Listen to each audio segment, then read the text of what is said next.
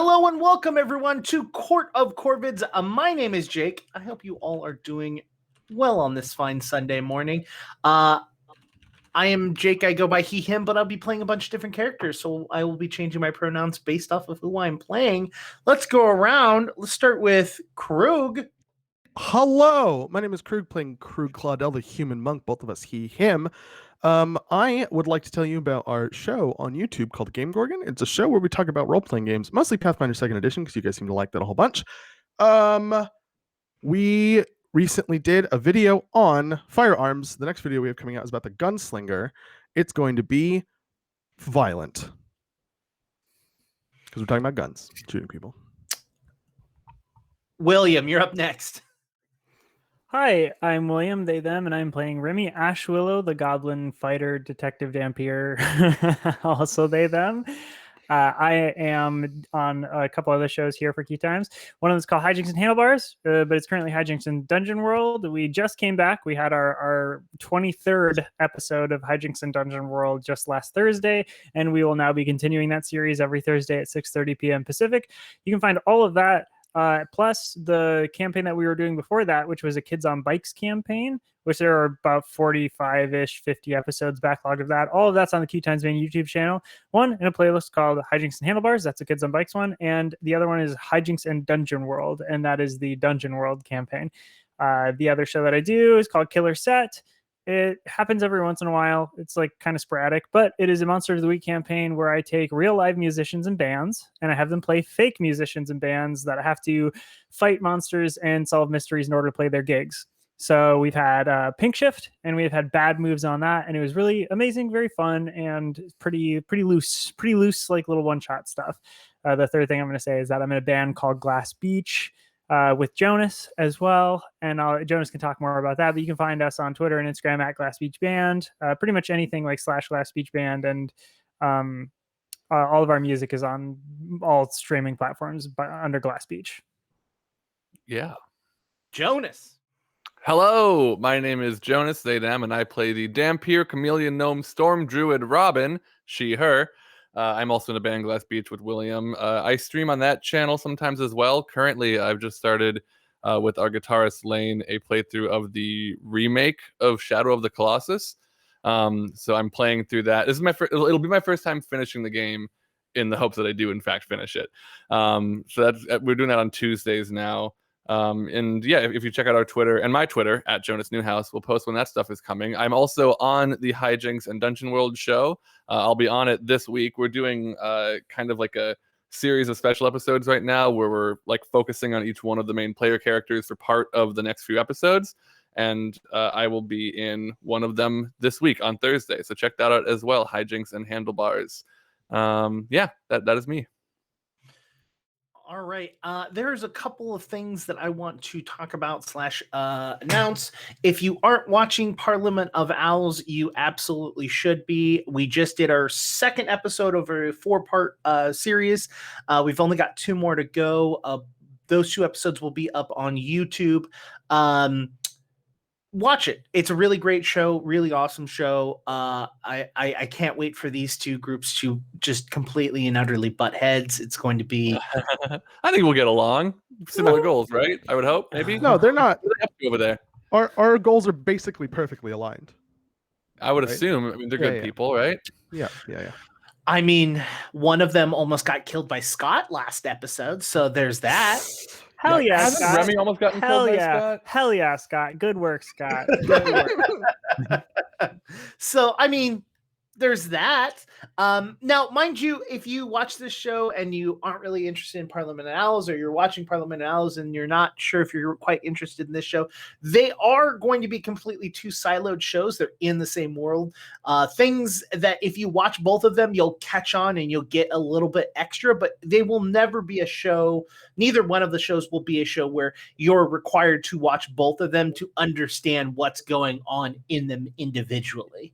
Right. Mm-hmm. So that's kind of like the goal of the show is yes, there'll be hints and maybe there'll be crossover episodes, but it won't be like, who are these people? I don't know anything about them. Well, that's because these players don't know anything about them, or vice versa. Mm-hmm. So it's kind of like learning things. The audience did get to learn a lot of things that happened at the big event that started all of this, the rumblings and bustlings of before and during Robin throwing a frostbolt at a fire, Illusory fire. Yes, it was illusionary fire. And so it was really fun episode. The other things that I want to do is I would like to make a couple of thank yous. First of all, I would like to thank Kay Cunning for always being an amazing person. First of all, second of all, running our Kellendale server. She's killing it over there. Honestly, it would not exist without her. Not only that, like, you all should be a part of that server. Like, if you're watching this show and you're not, you should, because there's a lot of really fun, crazy stuff happening. Plus, it's a really good community to play Pathfinder 2nd Edition with. Even if you're not down for play-by-post, they do have live games that they regularly have. And then, of course, there's always the just camaraderie and hangout of people that have something that are, that you're all interested in. Second thing is I'd like to actually thank Jason, who's in the chat, because Jason has been clipping a lot of stuff of our shows, and it is super, super, super helpful. So if you all see a fun moment or something that's really interesting or like that would be great by itself, clip that moment, because I'm going through these moments and I am editing them, putting them together and making them their little bite-sized pieces of the show so that I could share out on social media so that people can find this show, so more people can be here and watch and enjoy the show just like all of you. And so those are my intros. Those are my thank yous. Past that, we've got so much shit going on QueueTimes. I don't even know where to start. So like, just follow us on social media to figure out what we're doing next. Now let's get into our show. Wait, before we do, congratulations on us hitting 50 episodes, everybody. This is episode 50, I just saw.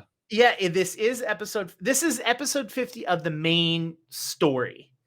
Technically, we've done like 0.5s. Technically, well, there was the episode that we were missing Moss in, and we ended up doing a flashback of Remy, Robin, Krug meet. And then those 50 episodes, I don't believe count for the solo episodes that you all did. Oh, sure. Yeah, those ones were like when I was going through and podcasting them, they were episodes like 22.25, 22.5, 22.75. But this is the 50th episode of like the main continuity, basically.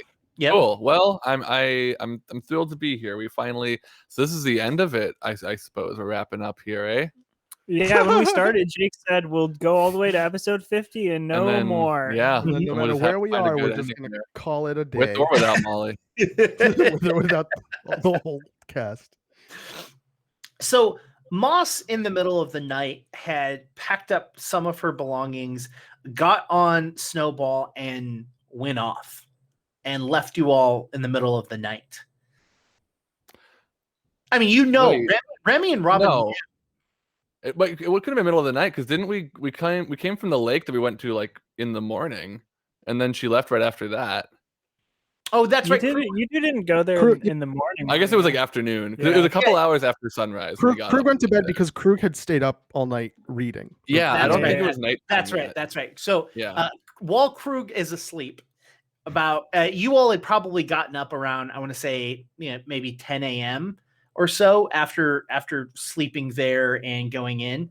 And then you had gone to the river. Moss had heard very familiar sounds from Mia and Scott, and she had went and got Snowball and ridden off into the sunset. How's that? Or across the land, I guess, because the sun would be probably directly above all. The sun. She rode into the sun. Yeah.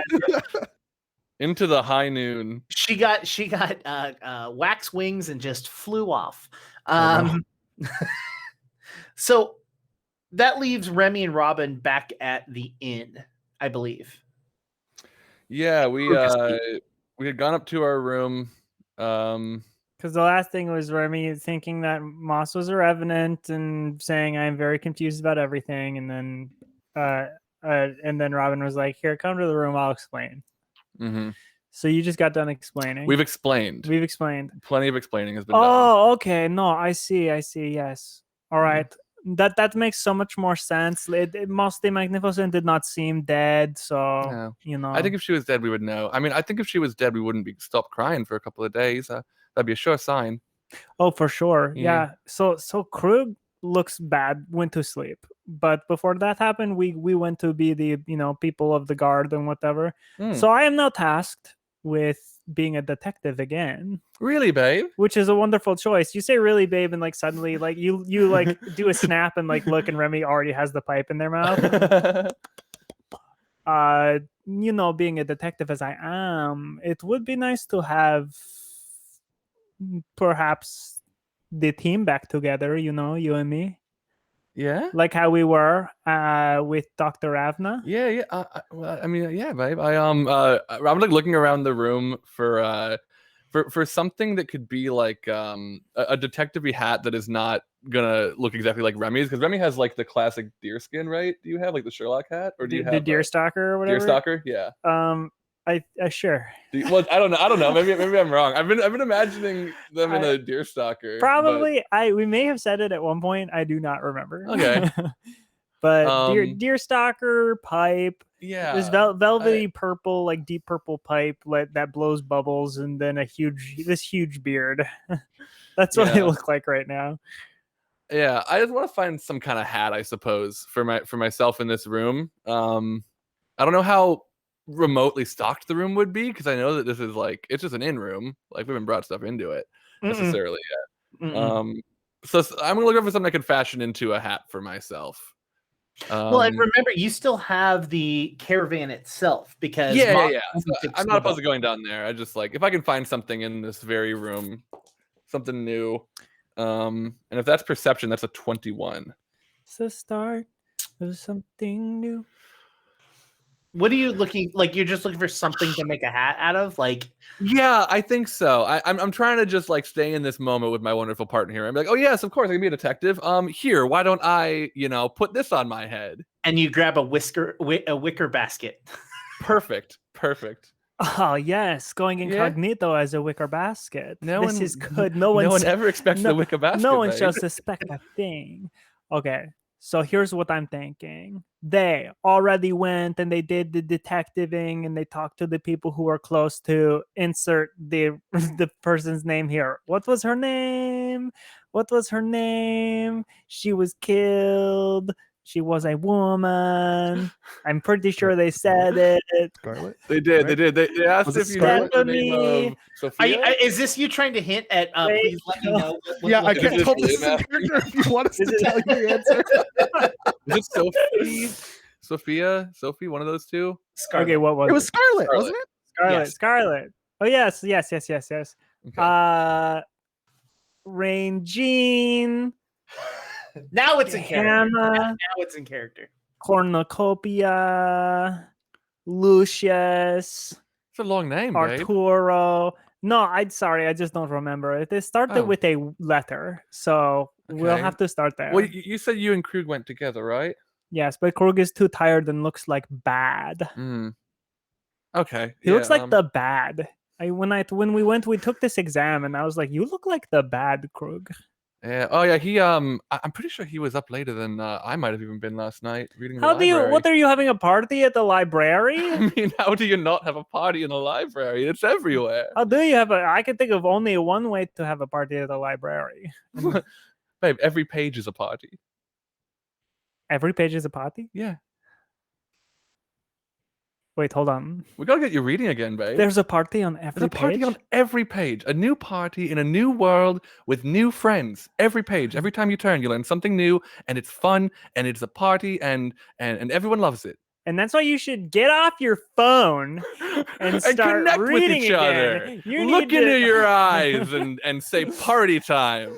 All of us our phones are stuck to screens. Oh, you don't even read books anymore. You have a Kindle. Point being, babe, I think maybe we should just let Krug rest, and then I mean, look, someone around who's got to know more. You're tasked with investigating. You said detectivating. Yeah. Of course. Okay. Well, let's go detect then, I suppose.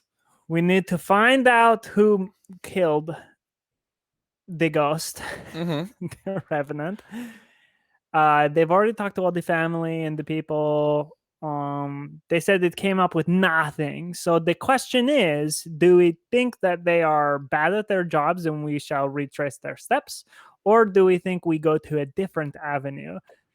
Well, honestly, from what I've seen in the city, I'm compelled to lean towards trusting them. So maybe we should try somewhere new because, I can't imagine that defense would be where this place would be lacking. I say we inspect the mines. Oh, underground. Yes, I have a theory. I have a theory that someone is trying to do something nefarious, and perhaps this person who is named, who is now a revenant, discovered something, or had some information about someone who is doing said nefarious things with the mine. So ipso facto, we go to the mine. See what we can learn. Okay. We learn the things. We come back, and everyone go, Remy, the detective, Ashwillow, you're so smart and strong. That sounds good to me, babe. I'd love to hear people say all those things. Unless you have anything else, I'm open to suggestions. Really, I've just look. At some point today, I would like to look around and maybe get us some food for the evening. But I love a good cave. I'm game for that. Absolutely. All right, let's wake up Krug because he's got the eyes. Right. I'll go up and wake up. There you go. Knock on Krug's door. Hey, Krug. There's a note on Krug's door that says, "Couldn't sleep, went to cave." Went to cave. What could that mean? Which cave? Probably the mines, babe. The mines? If Krug was going to the mines, I think Krug would put "I'm going to the mines" on the instead of saying just cave. That's so vague. Oh wait, no, I know the cave, babe. You know that cave outside of town? No. Oh, follow me. I'm going to the mines. How long ago would you say you did that, Krug? I was probably like 10 minutes after I went to sleep. I was just like, okay, nope, and then I get up and leave. So you show up outside of the city. Where are you going to look? There's a ton of mines. I mean, most of the mines itself that are currently active are underneath the city. But if you're searching for the Revenant specifically, that the Revenant is not coming from inside the city, but is coming from the east. So, is there a map of like the entrance to the mines that exists somewhere that I can go see and like look up and see all the entrances to the east? You can roll a society to try and find that piece of information. Sure. We roll in a society. How is a 16? You ask around, and this takes maybe about a half an hour to kind of like, you go to the library, you check with the library, you walk around, you see that there's a mining place, and you ask around, and if they had it, they're not being open about it. Like, they're not like, oh yeah, it's it's here. It's just more of like, why do you need it? Right. Yeah, okay. And you just don't find it. If I don't get any information, I do also want to go to the library. I'm gonna do they take like donations or like tithes, for lack of a better term? Yeah. So I'm gonna give them 83 gold. Okay. And then that's gonna be my tithe to the library. And then I'm gonna go look for Remy and Robin at that point. Okay. Where is Remy and Robin?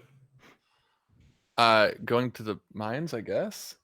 Yeah, wherever you're taking me. Yeah, I'm going to like where the mine opening might be. Which mine? Yes. Is there one that like I would have seen already as we were coming into town? You know that there is a major mine entrance inside the city limits. Okay. But again, I give you the same piece of information, which is that if it's a part of the Revenant, if you're looking for something for the Revenant, it is not inside the city. Right. I think still. I mean, I can tell you, Remy probably would have told you like about the interaction with the revenant and like sort of that direction. So like if Yeah. there's a mine If there's a opening, mine on the like east outside of town. yeah, if there's a mine opening kind of nearby, like with the woods where the revenant seemed to come out of, yeah. shrug. Yeah. Yeah, I Mine mean, opening. you can go to the east and start searching, and you can roll survival if you'd like, or you can roll society in town and try to find, I would say Robin and Remy right off the bat is probably not very familiar with how mining works. Like there are aspects of how like There's rock gnomes in my family, Jake. well, I think you would understand how the ore is created, but not the specific locations in which or how mines are mined. Does that make sense? Sure. Like I would say that Yeah. right off the bat, Robin would know that usually hills have will have mines. Right. You know that this entire area is surrounded by rocky hills all around. Sure. So there might be just like a lot of mines out here to get into the hills. I think what I would want to do is go outside like the east side of town where the revenant was coming from and see if there's anyone working in the mines that are nearby there and talk to them. Okay, so you just want to go to the east side and just start looking around? Yeah, I think so. Okay. Krug, how are you going to find Remy and Robin? I'm probably gonna start back at the inn. You're not going to just use your kissy box? Oh yeah, I can't just use the kissy box. It's a good choice. I'm gonna bust out the kissy box. And Remy and Robin, as you're exiting the gate and heading to the east, you feel that the box is going off. Oh, You want to get that, babe? oh yeah, of course. Hello. That was such a squeaky. Y'all, I couldn't sleep. Where are you? I need. Oh, I yeah, need we to- saw your note. We're coming Yeah, to is that your you. note? We're going to the cave. We're going to the same place coincidentally. Yeah, Oh. what a coincidence that we are going to the cave. Where are you? I'll come meet up with you right now. We're going to east. We're Yeah, going we're to up the east. east cave. You know how I was telling you about how I ran into the revenant, and we're going to there first to look around, talk to people, do that stuff. All right, that seems smart to me. I'll see you in a second. And Did you kiss the box yeah, when you And I hang to up. make the call? Did you kiss the box? I already hung up on you. I'm sorry. We'll wait. Cool. Shortly enough, Krug shows up. Cool. Hey, Krug, are you feeling better? Krug, you I know still look were- bad. You were up must not late have at the gotten party. any sleep at all. No, not really. No, it's I don't know why I just can't go to bed. But look, I asked around town. There's apparently more than one mine entrance around. I just don't know where they are. And I Well, tried to get information from the people that do the mining or did the mining, but they don't seem to really want to talk to me about it for whatever reason. I mean, I guess that's Yeah. reasonable. Mines aren't the safest place in the world. I mean, yeah, they probably don't want strangers coming into town and stealing their gold or whatever. yeah. Well, God. Yeah, see, I was also thinking about talking to people, but I know that doesn't tend to go well for me. This is one of those times it would be really nice to have Moss on. Yeah, where hand, is wouldn't it? Moss? Oh, she's off doing things.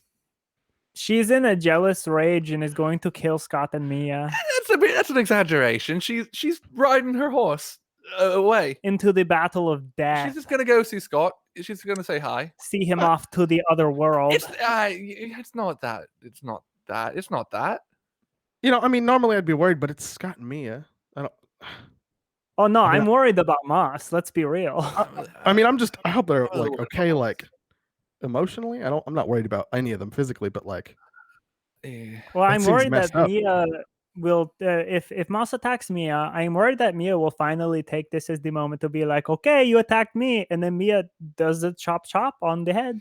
I don't think Mia would do that either. I'm hoping it doesn't get that far. Moss did seem very angry, and rightfully. Rightfully? It did very much appear Moss was that It Scott and sounded Mia were- like the sex they- noises. Yeah, Scott Did and she Mia take a kissy were- box with her at least?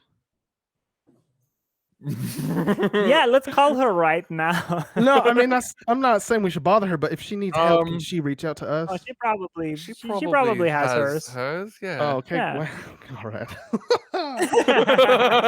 No, she left in such a fuss she couldn't remember. Oh, you know what? Oh, Actually, she dropped shoot, it. It's Oh, right here here. it is. She wrote out this way, and Oh, it's here on the dang. ground. Yeah, I thought. She did take it, but it's in my hand now. I'll have to give it back to her when she comes back. Oh darn.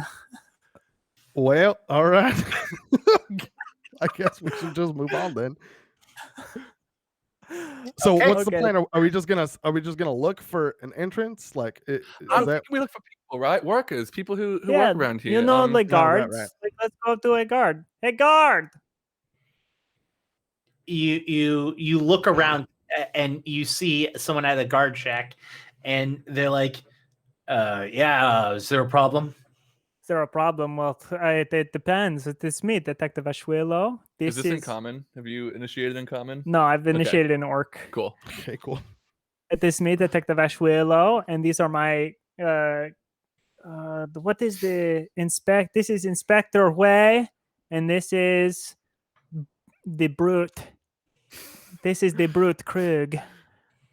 We are here to handle the situation with the revenant. We passed our test this morning with flying colors. We got 120% on the test. The score came back and they said, wow, we've never seen someone so good in all of our lives of taking this test. And I said, oh, you're welcome. So, the information. Is there a mine entrance around here? Like on the east side here? Well, there's probably maybe about, I don't know, 50 to 100 mines out here. Okay, Wow. okay.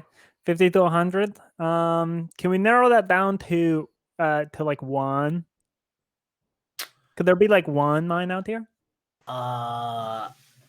There was probably only one mine out here about 100 years ago or so, but all of them are abandoned. None of them are in use. They're all dried up. Oh, is there all of the ones out here are dried up? Yeah. Huh. And they're quite Um, dangerous. I do not suggest you going into any of them. If they haven't been maintained in a long time, then they're more than likely high chances of collapse. Remy takes out a notepad and like quill. It's like, okay, high chance of collapse. Very dangerous. There's like 50 to 100. I see. Okay. I want to ask really quick. We don't have Moss here. Is Remy doing any translating right now? No, not Okay, yet. Cool. What language are you writing in? I'm not writing. I'm drawing a horse. Okay. What language? My apologies. Okay. So then, oh gosh, I wish I knew the right questions to ask. I mean, sometimes you understand that it's so hard as a detective. Takes out pipe. See, this is why you need assistance. This is why you need people there with you to help. But unfortunately, these two don't know orc, you know? Okay, would you like me to speak in common instead? Well, if only it were that easy, you know? If you spoke And he common. starts speaking in common, and he goes, so what are the three of you out here for? Oh, thank I'm you. not here to stop thank any you of so you from much. doing what you want to do, but We are, well, personally, I'm inspecting and investigating to a degree. Looking around. We're trying to solve your revenant situation. Looking for information. We hear it comes from this direction, and I mean, we're thinking maybe the mines are involved somehow. So we thought it might be nice to start looking around at these mines and talk to the workers there. Any These mines are dried up. There's no one out here. The mines are dangerous, and we shouldn't go in them because we could die. yeah, I highly suggest if you do go out there, you take a guide with you, bare minimum. Sure. Oh. Where would we find such a guide? Like a mine worker, especially, you mean, or? Well, he used to work in the mines. He hasn't done that for many years, but we can arrange you a guide. Please, I yes. think that'd be great. Yeah. I'm kind of thinking. I'm thinking. Have any of the mines collapsed in recent memory in the last year or so? We don't keep tabs on them. I'm sorry. Sure. I think that's what we look for. Because here's the thing: a revenant is likely someone who has died, right? By ill circumstances, presumably. But it is possible if these mines are lethal and the revenant's coming from here, maybe that is where this person died. Who Remy couldn't remember her name. Do you happen to remember? Scarlet. Her name was Scarlet. Scarlet. Yeah. Yeah. Maybe this was Scarlet. Passed in the mines. Scarlet. Yes, I do remember that name actually. Now that you've said it out loud. Well, I'll tell you, the guy doesn't come free, so you might have to pay him. Pay him with what? I Does thought he- you didn't use money around here. Is he a We fan don't. of? Well, But you you know, still use is the he word hungry? pay, Remy. Yes. Do you know what his favorite food is? That would be a great question for him. If you want, I can get someone to go get him and bring him out here, and you all can negotiate your own kind of thing. But I just wanted to make sure that you knew he wasn't someone that just does it for free. No, I wouldn't expect it. No, I Yeah. love the way y'all do things around here, and you're better off for it. Yeah.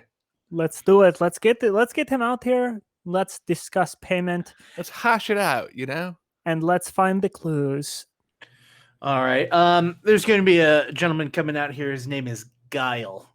He'll be back out here a little bit. And Guile. yes, and he walks away. All right. The gentleman's name is Guile. Yeah, that's pretty cool.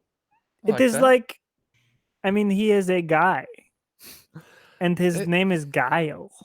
Maybe he's got guile. You know. That's like if my name was like Goblinol or something, or personal. That is a word. It is. You all chit chat for maybe about like 30 minutes or so before you see an orc coming out of the gates, and he's got a large metal helmet. He's got a chest plate on him that have all sorts of little tools and gadgets and things all over it. He's got large pads on his knees that are like metal, but they're like dinged up and stuff like that a little bit. And he walks over and he's got a big old stick. And he walks over and goes, "Well, hiya.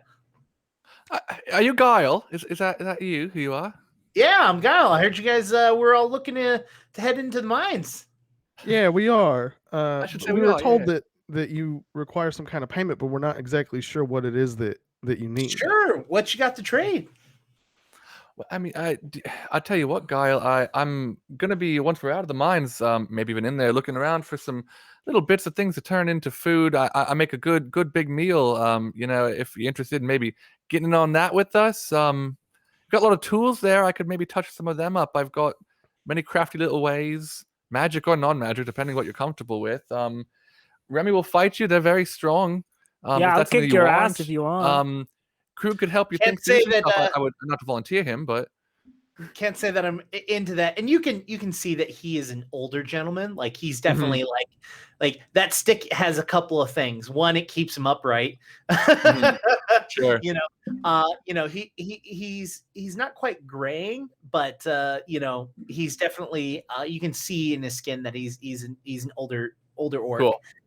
And he's like, "Well, I mean, I always do love myself a good fine cooked meal. How about this? We'll head out there. We'll look at some mines. We decide how deep we want to go. I'll even teach you a little bit about mining. Oh. Once you can fix me up something good for tonight. And if we end up going in through more than one or two mines today, then we can work on some more fixings. How's that sound?" Sure. Well, I'll tell you what. For as long as you're with us, working on this here, you are at least in temporarily part of my family, and that means you will be fed well. And I will take requests if you have them. Well, I do enjoy that. Is there any particular mine you're looking to look into? Can I sense motive really quick on when he's talking about let's just go into the mines, and then if we decide we're going to go in deeper, we'll work out something else. Sure. That is 25. I mean, you kind of, I mean, you're not familiar with this zone or this area very well, but you definitely have the understanding that there might be a point where, like, especially you've been told that the mines are dangerous, that if you go in further, it might be even more dangerous. And at that point you might want to renegotiate going further because it's like, you're putting, Yeah. This is like, look, I've showed you this part. If you want me to go deeper with you, like it's very much a let's kind of play it by ear. Yeah, It's definitely not I'm trying to rip you off by getting. That's all I want. Yeah. Yeah. Cool. Cool.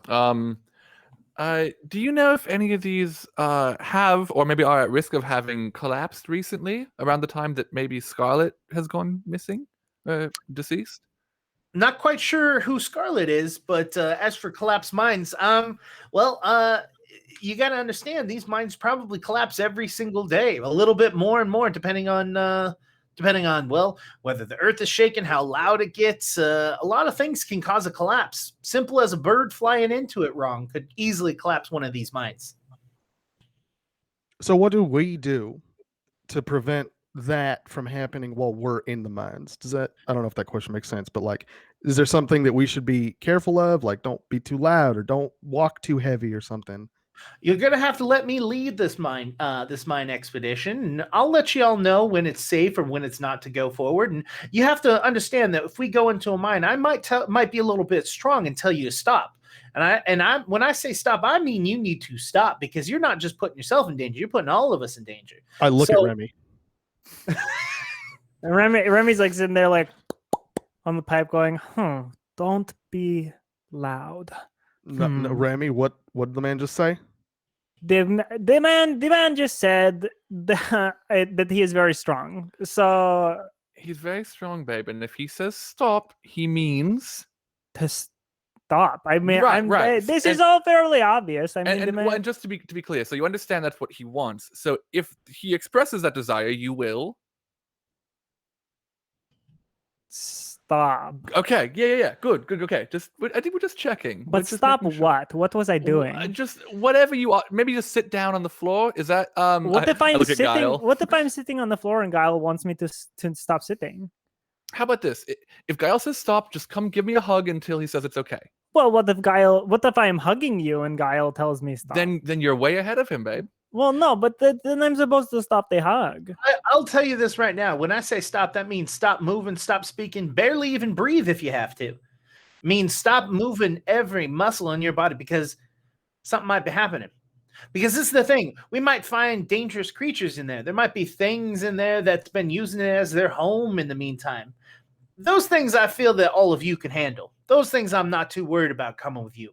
What I'm worried about is a large slab of rock landing. They call them Widowmakers. I'm worried about a Widowmaker dropping on one of us or all of us. And sometimes that happens just by placing your hand in the wrong spot. Well, learning that there might be something out there, I will be right back. I need to go get my sword. No, they will need their sword. That's a good idea. Okay. I will be as quick as a kitten. So Remy leaves, and Guile and Krug and Robin are there, and goes, so I mean, we could be here all day if you want, just looking at mine for mine. You don't have any sort of information at all about what we're looking for. I mean, how deep are we going? You're looking for the Scarlet Girl. When was the last place you saw her? Krug, you haven't actually seen her, right? If I'm correct, only Remy of us. No, I was there. Was I there when? Are you okay? No, I wasn't there. Okay. Well, so yeah, the two of us haven't technically seen her, but are you familiar with actually before I give this, Krug, do you have any reason we shouldn't just like be upfront with him about the revenant stuff? Cool. No. Have you heard about the revenant troubles that have been happening lately? I have heard, little hiding hair around here that there's been something out here in the woods coming around and attacking in the middle of the night. Yeah. And I just assumed it was part of the zombies, but if that's not the case, which I will say, zombies are definitely a thing that we're going to have to look out for. Just a heads up. Okay, well, yeah, you're with a good crew when it comes to zombies. We know what we're doing there. I've been around the circus a couple times. You all seem good. That's good. All of us circus freaks us. You all seem like you can handle yourselves in a fight. Trust me, my old bones can't quite do that anymore. But you all look like you could. Oh yeah, we're fairly capable. Well, yeah, we are specialists here, attempting to do away with this revenant situation. The revenant was, we believe, a person named Scarlet before she died, or was turned into this, maybe. Really, the only hunch we have is that these mines are very important, and it is possible that they're involved because this is the direction she came from. My best lead is that maybe Scarlet died in the mines by some undue circumstances, and we might find a body there. I guess that's what I'm most directly hoping for, but we're kind of just on a limb, I guess. Well, gosh, that sounds terrible. I hope, like I said, it is dangerous out there. Well, but I don't know too much about ghosts or no revenants, nothing like that. I just know about mines. I've got a lot of experience when it comes to that. Even a little bit of mine working. Like I used to be a smith for a little bit, but that's not here nor there. Oh wow! But well, we can definitely take a search for some mines if. But like Do you I said, know of any mines where there's been like a tragedy, a cave-in that involved people? I mean, I'll be honest. I explore these mines on a regular basis because they're all dead mines. I very much enjoy this. This is kind of what I do as a hobby. So it was quite wonderful finding out that there was some adventurers looking to do it, and I could get a little bit of extra other than just fun out of it. But no, these mines have been dead for years. There shouldn't be anyone other than explorers out here, or maybe some damn kids coming out here to try to do something stupid. All right. Well, fair enough. Yeah, I suppose maybe we just take a look through, see if we can pick anything up, and if not, maybe we'll try another avenue tomorrow. But do you have any other thoughts, Krug, on what we might be looking for in here?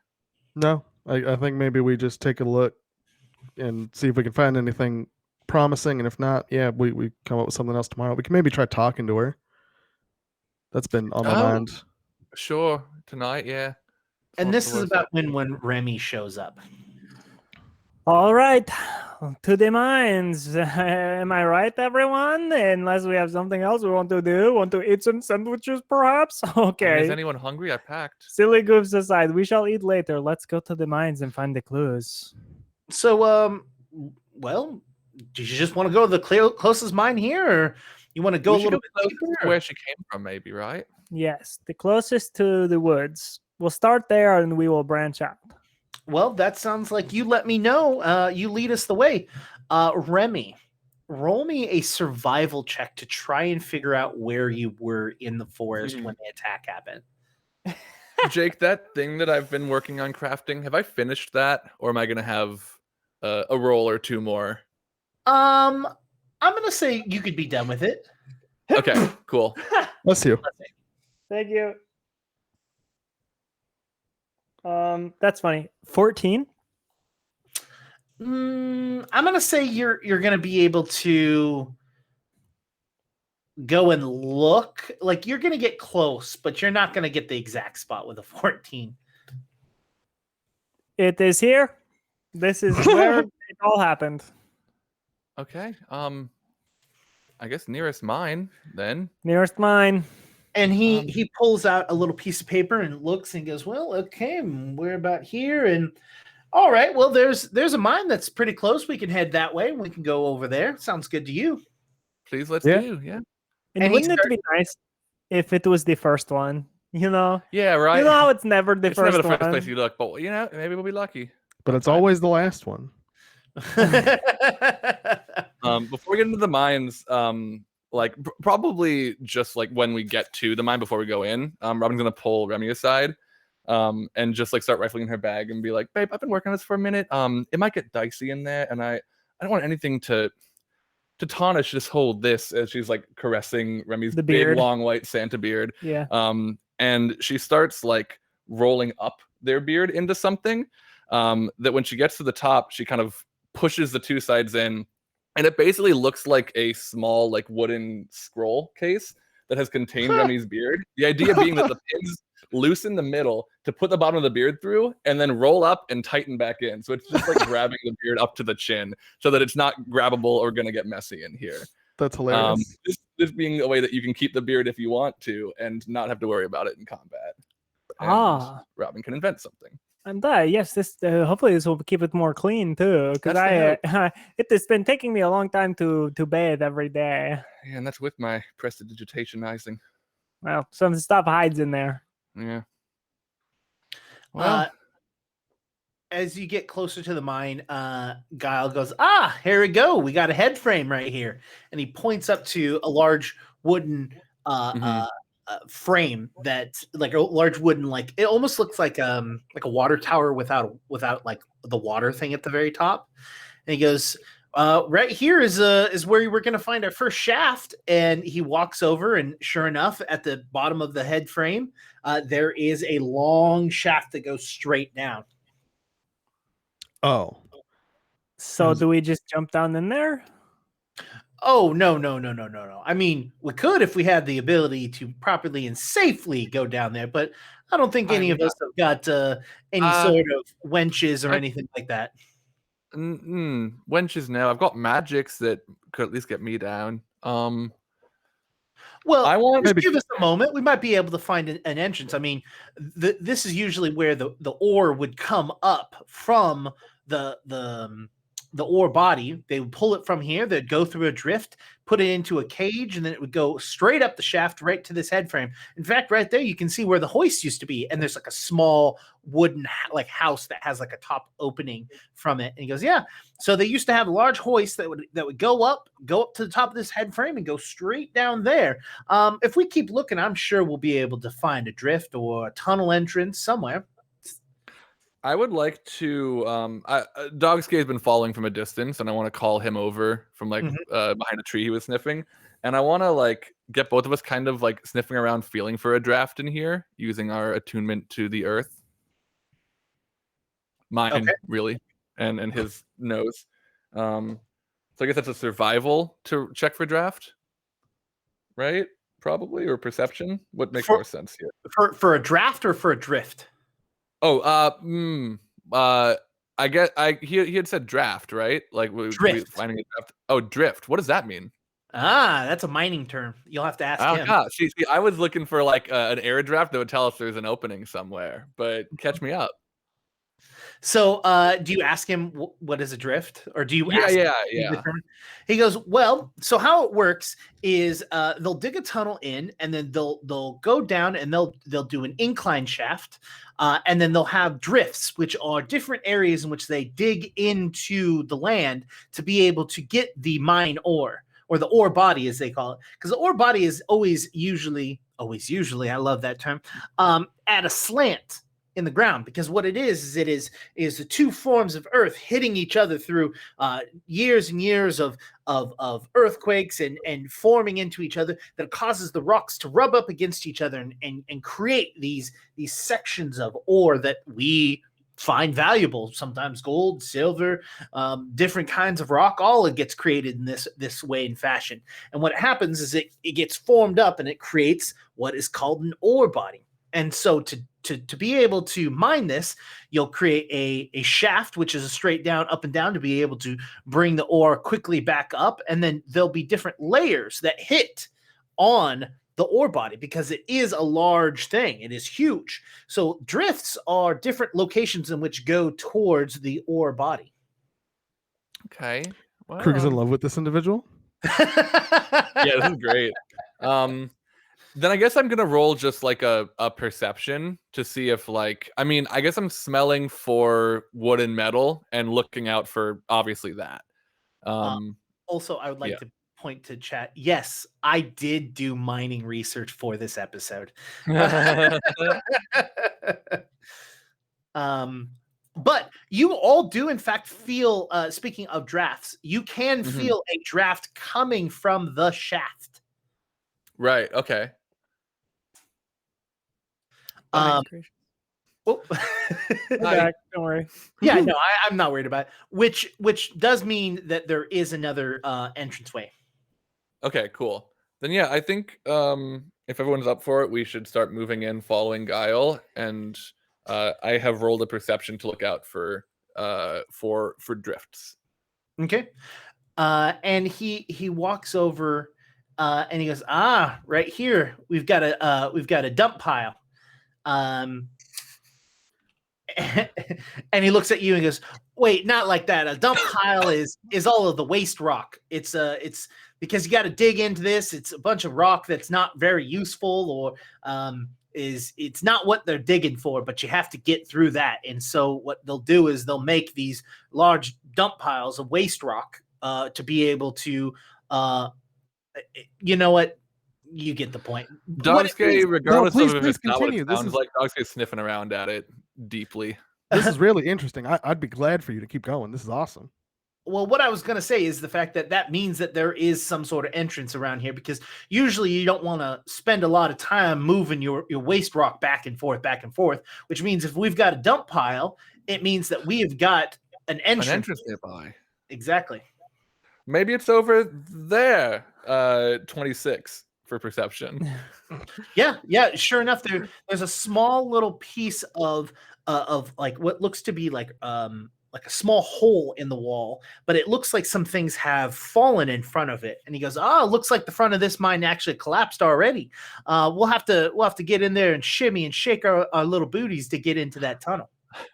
I'm a real good squeezer, Jake. I have a squeezy token on my armor. Slick. I have a slick rune. Can I maybe get through as it is and see what's on the other side? I've never used my slick yet. So he is very adamant about. He's going to be very adamant about going first, just because he knows the dangers that lie within a tunnel, right? And so when you say, "Oh, I got this," he goes, "Now, remember." I need to be the one that goes into these tunnels first. I need to be able to make sure that they're safe, especially if we've already seen a front collapse on the very front of this tunnel. This is the piece of the tunnel that gets used the most, which means it's the one piece that gets looked at the most, which means we're about to enter probably a very dangerous tunnel.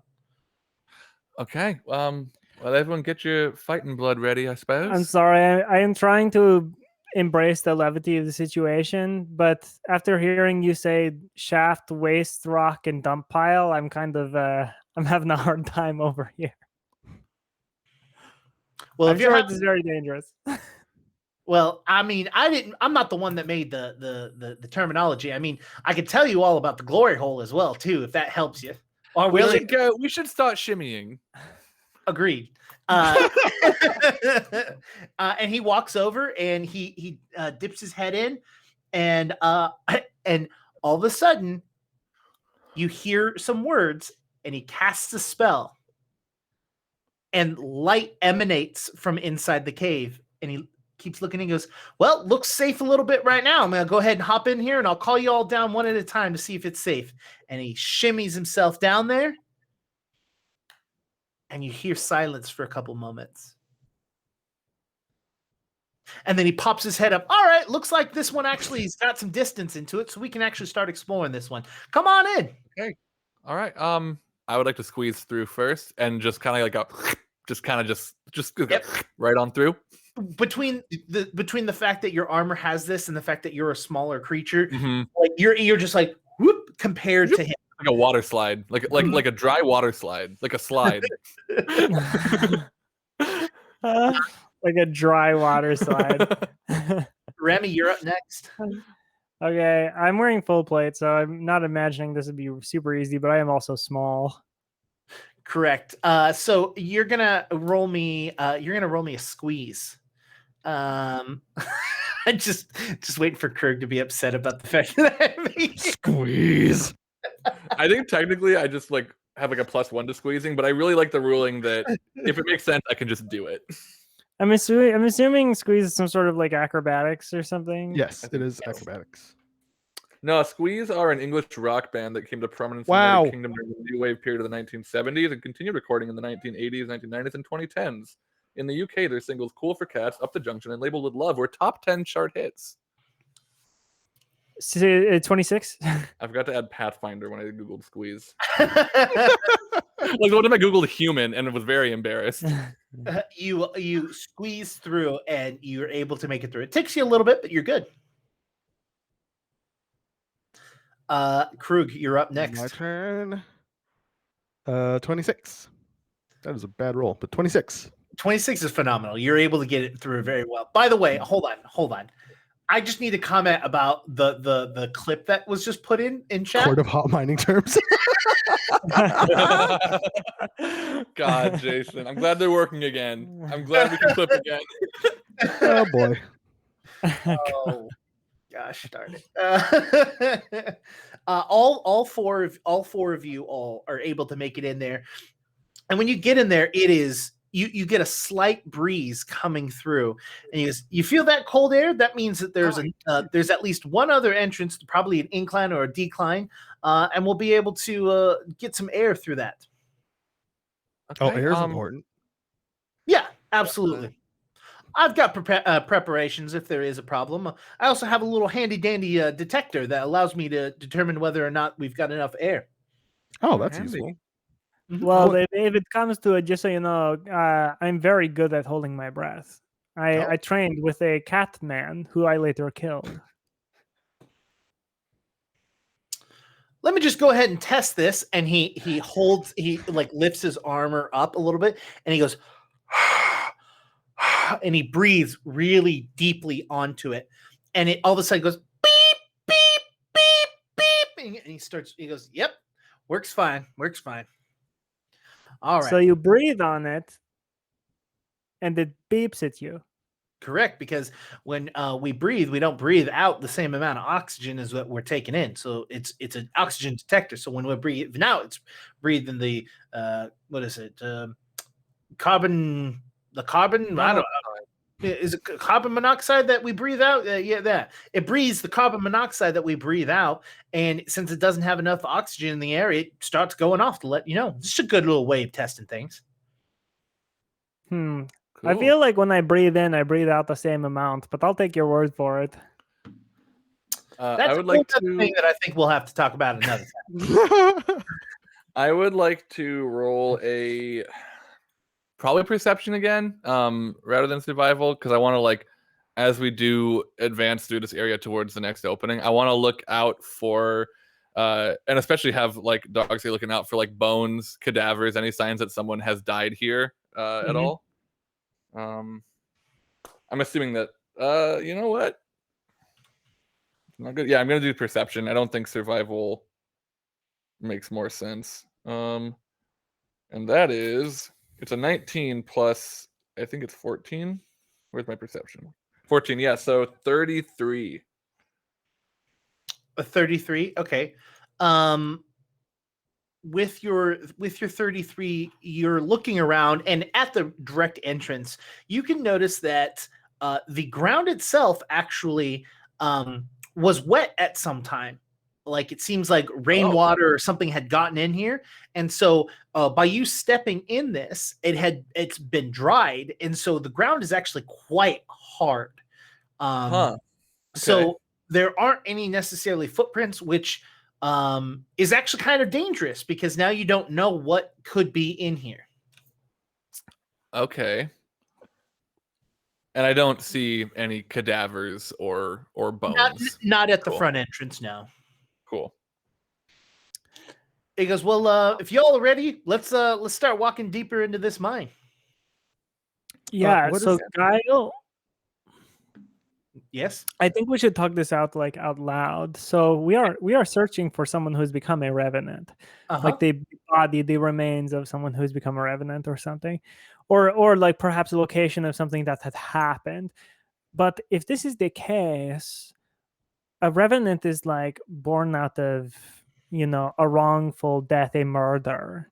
So if someone were to do something out in the cave, like, I mean, put on your murderer hat is what All I'm right. asking you to do. If Okay. you were to kill someone out in the mines, perhaps, what would be the best way to do it without getting caught? Like just like simulate a cave in or something? What?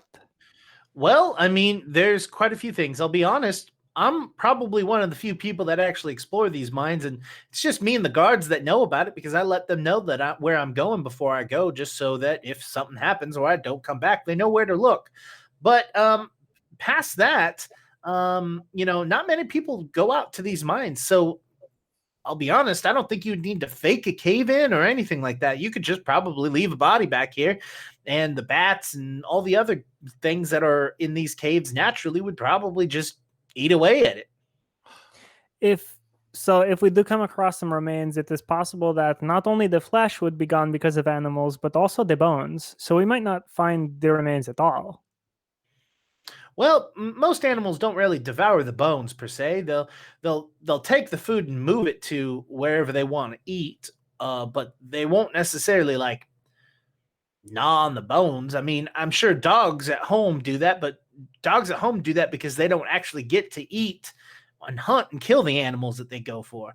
They just like gnawing on the outside, or even some cases getting at the marrow. But these animals don't really need to chew on the marrow. They need sustenance. They need food to survive. So they usually just leave them bones alone. And then a follow-up then to the rest of the group.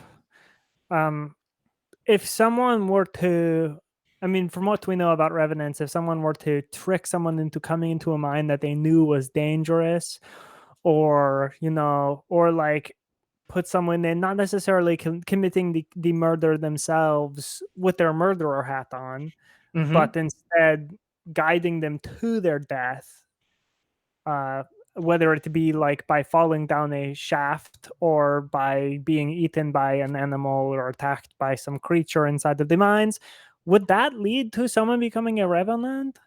The way I understand it is that it's probably the perception of the victim. I could be wrong, but from what I know, that's what I'm gonna venture. If I believe that you did it maliciously, right, like in the last moments of my death, then probably that I'd become a revenant, regardless of whether or not you did it maliciously. Like I said when we started, you may have not been here, Remy. I'm not all that familiar with ghosts and goblins and ghouls and stuff like that. I'm just not my thing. Sorry. To be honest with you, goblins aren't your thing. Yeah, we don't meet goblins very often. You're probably maybe the sixth or so I've ever met. And when you say ghosts and ghouls and goblins aren't your thing, and you group those three things together, I'm not really into just cows, horses, or humans. Okay, it's just a saying. All right, I don't like the saying. I don't think it should be. Honestly, I wouldn't mind being in the maybe same. that's something that I need to change my terminology, but it was definitely not meant in ill intent. And I also will be honest with you, probably not the best place for us to have this conversation. Just saying. That's fair. Well, listen, if you do want to group us in with monsters, we are both Dampiers as well. Yes, so. I am a Dampier. Yeah, you are children of Lamashtu, which is completely fine. I'll keep that on the down low. That's a longer conversation we shouldn't have here. You're right. It's very complicated, Guile. Well, I mean, I was a child of Lamashtu before I even That's true. became the Dampier. Child of the Fae, I would think. Well, to you or me? Me. Oh, okay. I mean, all of us are children of Gothray, but. No, I mean, I am a child of whatever my parents names in this ramp, if you guys don't mind. I please do. Yeah.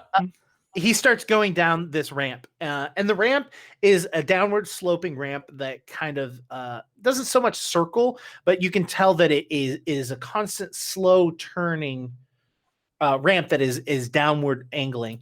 And you get to the first kind of split, and he goes, looks like we might have a drift right here. We can explore this drift, or we can go a little bit further down the ramp. It looks like there's a small little shack that could be where they hold some of their older explosives, or it might be a latrine. So either the blowing up or the real blowing up, Yeah, you don't want to be in there no matter what. Someone's gonna be blowing something up. Oh, that's right, Guile. I think we should head over to the shack. Maybe the shack has information about other mines that we or something. I don't know. Yeah, we can head over there first. Yeah. Cool. And I just wanted Jake. So earlier when I had rolled, the intention was to search like as we're moving. Yep. Okay, And that's cool. Cool. So I'm just like that's my main focus is like keeping mine and Dogska's eyes and nose on everything and ears, I guess. And you all head over to this little tiny shack as this like glowing orb just kind of like floats in front of all of you, just keeping light. And he goes over to the shack and he goes, all right, let's see what we got here. And he opens up the store and he goes, I was wrong on both cases. This is actually a little break room right here. You can see this is just a straight bench right there, and that's where they used to hang up their helmets or hats or whatever they were wearing, and just sit here and relax. Probably had their lunches here most of the time. Is it like empty, or does it look like it was left in a used state? Oh no, there's like a bunch of dudes in there. Well, they're sharing a bowl, Hey, you know. Kyle, just haven't seen you in a chilling, while. playing Yahtzee. No, it's empty. I mean, there maybe be a little bit of trash or something like that, but it doesn't look like it does.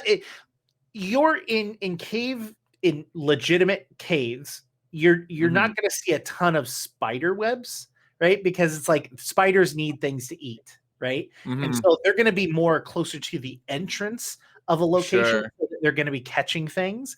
And so the things that you're going to be finding in here need to have some sort of sustenance. So most of the time you come in here, you'll find maybe pack rats or something like that will come in. So cool. I'm gonna do a little scavenge, see if there's any food that was maybe abandoned that can be used in a meal. But I'm not expecting to find anything. This I would like to do survival, because part of what I'm looking for is edibility, not just existence.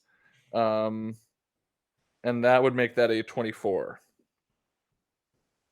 And you're just trying to look in this space and anything see in here that we can eat. Nah, cool. Nah. In fact, I would say the amount of information that you get from this is that it has clearly not been touched in a very, very long time. Cool. All right. Well, dead end, I suppose. Carry on. Well, we want to go back to that shaft or that drift, or do we want to head down and go down this ramp a little bit more? I mean, the drift is like a one way in, one way out. So theoretically, right?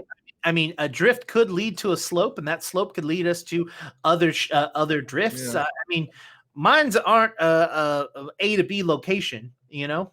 Right. I mean, my instinct is to carry on the path that we've begun until we can't anymore, and then we know where other options are. But I'm always keep on the main one. I'm always a big fan of the right-hand path, I must say. You'll keep your hand on the right and you As just in, follow that. when you're going down a mine or a shaft or something like that to prevent yourself from getting lost, you always go down to the right. So when you leave, you always know what direction to go. Sounds fair to me. Yeah, let's do that then. Sounds great. I love it. Well, then that sounds like that we're going down this ramp a little bit further. Works for me. And you all continue to walk, and you see a couple of drifts here and there as you continue to walk, and it goes down and down and down, and you get to a point where he goes, "Oh, looks like we're going to be hitting the back of this ramp here. Looks like we've got the shaft is right here, which means that this is probably the lowest. Yep, there's the sump. So this is probably the end of this ramp. I didn't hear nothing. So it seems like it's actually a pretty sturdy shaft. Seems that maybe something caused the front to break. Like someone was trying to hide something. Well, I say we go back. Yeah, what could do it if not? It sounds like structural instability is not the concern here. There was some tampering, intentional or not. Well, yeah, if you look around here, these are actually pretty heavy bedrock right here. They didn't actually do a lot of reinforcement here. I think as we were higher up, it might be softer rock, or might be dealing with things that are a little bit more active. Hell, I guess we go back and check on it, and it would have broke. That's a possibility. Yeah. We go back and check on the drifts then? Yeah, let's check that upwards drift, and then see if it leads us to a slope, see if it leads us to more drifts. And then we've got, 49 more caves to go. Ish. At least. You head back and you go back up the ramp, and you hit the first drift that you had hit, right? Or sorry, not the very first one, but the last. Yeah.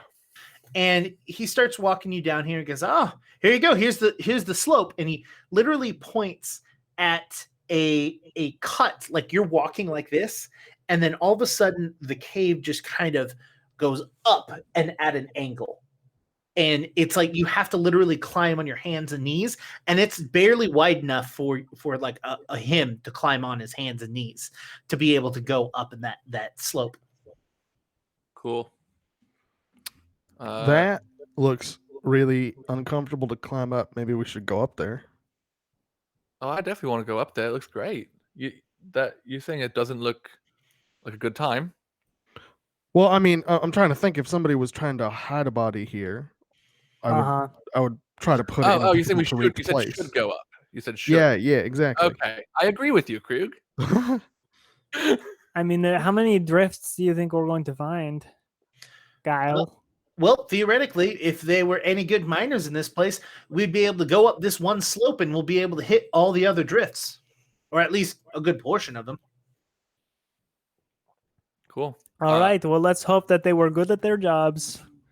I think just in case, Krug or Remy should go right behind Guile in case anyone needs to catch him. Because I was thinking about doing that, but there's no way short of shapeshifting, I can be the one. I mean, I'll go right behind him if he lets me. Yeah, he doesn't care who's going right behind him. Sweet. Cool. I'm behind Krug. I guess I'm in the back. The strongest one, so that if we all fall, you can catch all of us. Yeah. Can being the operative word. So you all start climbing up this slope, and Robin, because you were very specifically looking for this, you do notice that there are the carcasses of some what look to be like coyotes or wolves.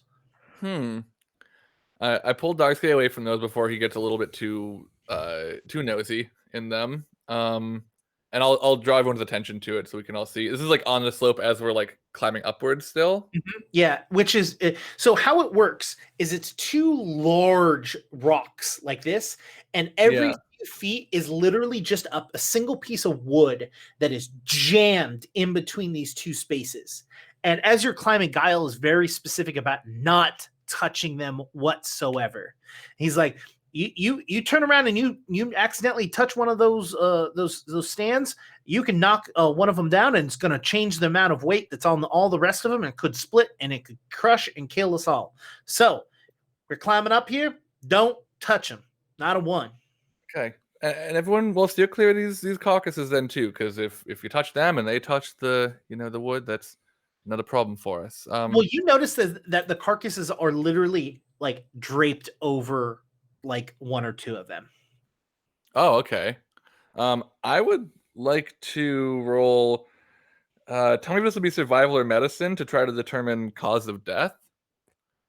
Survival. Survival. All right. Yeah, these are animals, and you're looking at the nature and the environment. And can I roll religion to see if this is part of a ritual or like some sort of like thing like that? Yeah. Cool. It's 11 plus 12 for 23. 23 survival. Sorry, religion's new. 24. Krug, I can tell you that this is 100% not a part of a ritual. The bodies have just been laid in such a haphazard way. They're left whole. The form in which their skulls and their bones have not been placed in anything. It's literally just like bones that have been almost spit out. Gotcha. Robin, you very much notice that these bones have been picked dry. And not only have they been picked dry, but a layer of the bones themselves have almost been kind of eaten away, not gnawed at. There are no teeth marks whatsoever on. In fact, it's almost like a complete even layer has been removed off of the bones. Might I expect something like a swarm of bugs that might have is it that kind of effect? Even bugs have bite marks. Sure. Okay. Interesting. I think I have detect magic all the time. I do. Sure. I'm gonna detect magic on these bones and see if there's any residue of maybe a magical effect that melted their flesh away, something like that. Nope, there is no magic. The only magic that you detect within the 30-foot space around you, because it's heightened now at this point, is it's level 3. So I know the school of magic for the highest level effect within range. Yeah, the only thing that's currently active that's high level, or not high, the highest level magical thing that is active at the moment is the spell that Guile has going on with the light. Yeah. Cool. All right. Well, I'm a little I will say uneasy about this discovery here. These do not seem to have been killed by natural means I can understand, or at least if they were killed by natural means, they've been devoured by something unnatural. No magic appears to be here. I guess let's be ready for anything. But I'm kind of at a loss of what could have caused this, and I don't like it. Guile's so you're all in this slope, like on your hands and knees, crawling in this slope, and Guile's up at the top, and he turns, he goes, yeah, that is quite strange. Usually you can get some teeth marks, or is the ceiling dripping, or is that just me? I want all of you to roll perception, please. Okay. Now all of us rolling perception might mean something. All right, no, it's just to see the water, whether it's Probably, fresh but rainwater or whether it's cave pools of water. I don't know. You think that's can't what tell it me is. it doesn't feel like an initiative roll. No, it doesn't. No. I got 27. Me too. Wow. Okay. You can go first. I'm looking at bones. I got 21. All right. Oh, gelatinous cube. And from the ceiling drops and fills the space in which you were all in. It is, in fact, an ooze that has poured out of the cracks of the ceiling and has now is going to lash out and start attacking all of you. Oh. You are in a very tight space, in a very bad position. Yeah. Yeah, but we all squeezed though. We rolled squeeze, so we're fine. Yeah, you're all fine. I need to go grab my dice, which are right there. Now, is it an ooze or an ichor, Jake? Or maybe a slime? It is an ooze. Okay. Ooze. Very specifically, it is an ooze. There's like a black ooze thing that's like black pudding. Yeah, black pudding. That's too strong for you all right now. So it is going to go after Robin, since Robin was the most active one at the moment, since she was going and digging around and whatnot. Cool. And it drops down on you and tries to hit you with it.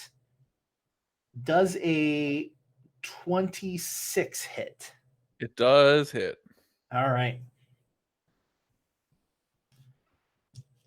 And let's look at this damage. Do you have any sort of resistance to acid or anything like that? No, I don't think I do. Why do you ask? Because it's going to do bludgeoning and I acid. know why you're asking. I'm ready for acid. I hope. Okay, it does a whopping 10 points of damage. Hell yeah. Youch. But you are grabbed now. Okay. Oh.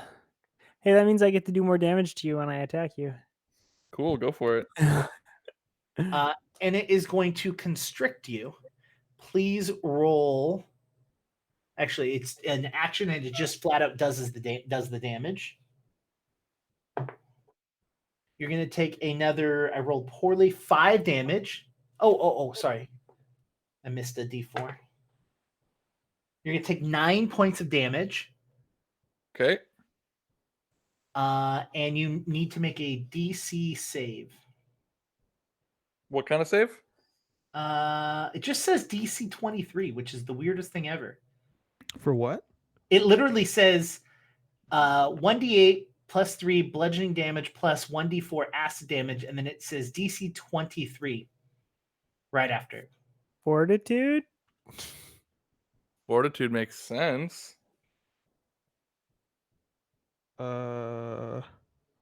Where's Dayton? That's a wonderful question. Earlier. Maybe it's nope. Persistent damage? It's probably to take persistent damage? No, there's no persistent damage with it. Oh, that's to escape. Oh. Oh, okay. Oh no, So that's something I can do on my turn if I want to. Is it just in the DC 23 is to escape? it literally just is DC 23, end of the whole entire thing. That's probably just a DC for the hold, right? Yeah, it doesn't make sense for it to be anything but the grab. Yeah, that's so weird. Anyways, okay. Is it part That's- of? Well, okay. It moved, it hit Robin, and it constricted Robin, which brings us to Krug. Are we engulfed in this thing? No, it has only hit Robin. It has literally like plopped down and has hit Robin and grabbed onto her. And I can't Are Robin stand, right? and the Goose sharing a space, and it's like only in that space, or is it bigger? It's a large creature. It has not made itself all the way through the crack yet. Okay. I can't stand, right? Correct. Okay. How far am I away from Robin? I was right behind you. No, wasn't it Krug, Remy, then Robin? No, Remy's in the back. It was Krug, Remy. Robin, and Remy. Yeah, so you're right next to it. You can kick it if you Okay. like. I want to try and pull Robin out, if that's possible. You would have to go through it or around it. You can't physically get to Robin. It has almost like blocked it itself has literally blocked between you and it. Does that make sense? So I can't like reach into it? You can. That's why I said you can go through it, but you're gonna take damage. Like how far? Like do I have to move my whole body into its space, or just like my arm into its space and pull it out? Does that make sense? You're basically out of game wise. You're going to give it an opportunity to latch onto you and grab you as well. Is how I'm going to do it mechanically. If I can ask this also mechanical question, do I get a save, or is it just going to be able to do that? It's gonna make an attack against you your okay. AC, and if it hits, yeah. I don't actually know if I can be in crane stance right now. Let me figure that out really quick if you don't mind. Okay. You know what? I can. I just have to be unarmored. And I guess be able to hold my arms in an imitation of a crane's wing. So yeah, like I'm gonna get into crane stance, I guess. That's really funny. Laying down crane stance. Yeah, I think part of the crane stance should have a restriction that you should be able to stand. Like, I don't think. I feel like stance does imply standing, but hey, it doesn't. It doesn't imply that, as far as I'm aware. No, like it. Yeah. As a word, not as a mechanic.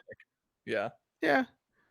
Okay, so I'm gonna enter crane stance for one action, and then I guess I'm gonna flurry of blows. Okay. See what happens. So the first attack is 20, unnatural 20. That hits. Sweet. The second attack is 22, that hits. So, oops, these are the wrong dice. That is, where's the damage? 19 damage. Okay. So that's 2 actions. And then my third action, I guess I'll... Did I take damage when I punched it? When I hit like the surface of it? Okay. Nope. It's very much like have you ever seen those that like liquid that like you can like put your hand in it and lift up and it's like watery soupy, but as soon as you punch it, it's like punching Newtonian. Yeah. It's very much like that consistency. So when you're punching it, it's like I'm hitting a thing. Mm-hmm. Gotcha. You know what? My last action, I'm gonna try to grab it. Okay. YOLO. And that's again, it's a fort DC. Yep. That is going to be a low number. 18. Yeah, that doesn't make it. Do you have a Titan Wrestler? Yeah. You still have that? I get no penalty for large creatures. Yeah, you said large, right? Yeah, it is electric. Okay. All right, that brings us to Robin. I would So- like so- to, yeah. Based off of K Cunning and Oh, yeah. everything, the constrict is actually the DC for you to take that damage or not. So if you want to roll a fort Oh. DC to see if you take that damage, Cool. 11 plus defense, fortitude plus 12, so 23. So I meet. yeah, you beat. Cool. So I don't take that last 9 damage. Correct. Cool. Love that. You are still grabbed. Yeah. Yeah. So if you want to get Can I know I can't move, but can I cast Oh, spells that require yeah, half damage. Oh, half damage. Okay, cool. So I'll take 5. Mhm. Yeah, am I able to cast spells that require somatic components while I'm grabbed? So If you're grabbed, you have to roll DC 5. yes. Because Oh, it's that's right. To manipulate. do anything. I think, right? Somatic is yes. manipulate. Yeah. And to break out would be an acrobatics or athletics? It'd be an athletics against its fort DC. The And action's I'm called going- escape. Escape. Cool. Then I'm just gonna attack it. I'm going to attempt to at least. So let me roll my D20 and hope for a 5 or higher. That is a 1. It's That is 3 not- o'clock. Okay. Do I lose my turn or just this action if I fail? Just that action. Cool. Well, then I'm just gonna try again because I only need 2 actions to do this. So I'm just gonna forfeit my first action, use my last 2 to cast this spell. Okay. Hopefully. Cool. And that time that's an 8. That is higher So than a 5. now this is gonna look really cool, probably because I'm inside of it. I'm casting Sudden Bolt. So from above, probably from where it's cracking from, I call down a small bolt of lightning to the target that is going to make a basic reflex save against my spell DC, which is 22. You got an 18. So that is a failure. So it is going to, in fact, take Sudden Bolt. It's going to take 4d12 electricity damage. You're gonna shoot Wow. lightning in this mine shaft? That's Yeah. pretty wild. Yeah, I mean, I'm doing this in the hopes, Jake, that there are no unwritten mechanical detriments to this, but we're in a mine shaft, so do whatever feels right. Yeah, and the host I'm said more they worried had about the struck fact that sort you of were natural inside of a gas. liquid. Like, did we not think about that? Yeah, well, here's the thing. It's me that's in it, so I think it should be fine because I'm basically, this is already in me. It's just coming back from above. 19, 25, 40, 12. 25 plus 8, 32 lightning damage. Okay. They 40-12. 4d12. What? Whoa! Yeah, and that's at level 2. I could have done level 3, but I didn't. And that is my turn. That's so strong. As you see the lightning coming down and shocking the living hell out of this, you notice something that this blob, this ooze, splits into 2. Is one of them still grabbing me? Yes. Are they both still grabbing me? Or No, is it just one of them? just Okay, one. cool. Did the second one move closer to me or closer to Remy? It Or split- neither? Like neither. horizontally? Okay. Yeah. Okay. That is your turn. That brings us to Remy. So Remy's in the back. Remy's in the back.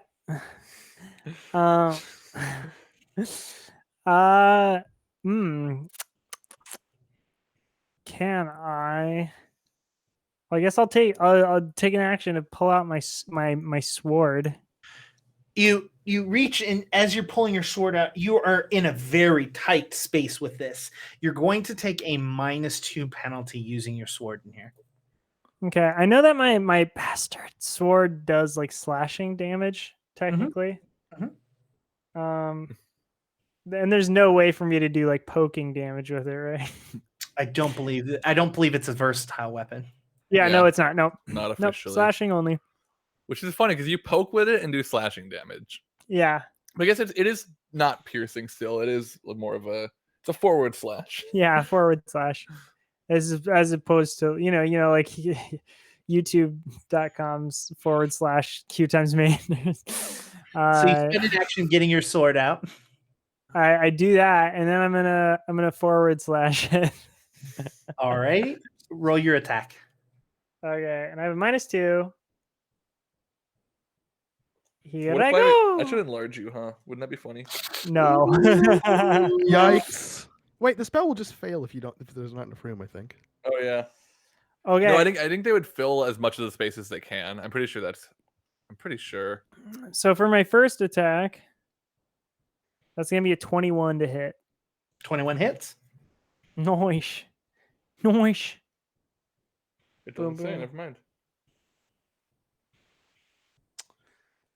21 to hit, and that's gonna be, this is just regular old tiny damage. So 15 damage for my forward slash. And as you slash through this, it splits into 2. Remy will assess.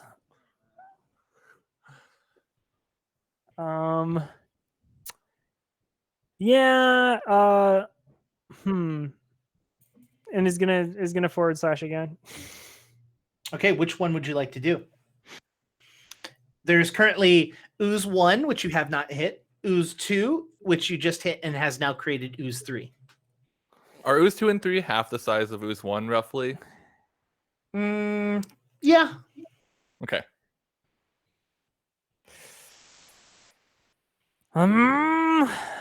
Let's see. Well, I just rolled 15 to hit. A 15 hits. No way. Oh no. Well, I'm doing ooze 3, by the way, the new one Okay. that just came out. Okay. So I do the poke, which is a forward slash. I do the damage, which is, oh my goodness. Wow, that's pretty good. That's great damage. 24 damage. And you eviscerate it. Which one? The third one. Nice. The newest one. Cool. Remy is shocked. As the sword goes through it, instead of what you expect to split into another, it literally just loses its outer like barrier and just and splishes into like a watery acid all over the floor. I have solved it, everyone. All you have to do is hit it really hard. Oh, well, that's good to know. Ooze 1 is going to go ahead and constrict. Our friend. What about our friend? What about our friend Guile Guile? is not an attacker. Guile is literally standing off to the side going, no, You could throw a wrench or something. Robert, please roll me a fortitude saving throw. You roll a fortitude saving throw. 12 plus 12 is 24. 12. So it is a 23 saving throw, so you succeed. Yep. It is going to just wail on you then, since it can't seem to constrict off of you. And that's a 30. So I'm not even gonna. It's a 30 something. So I'm not gonna. Not a crit. Oh, wait, 30 something. Yeah, it's 34. That is a crit. Oh no! I love tanking as a mage.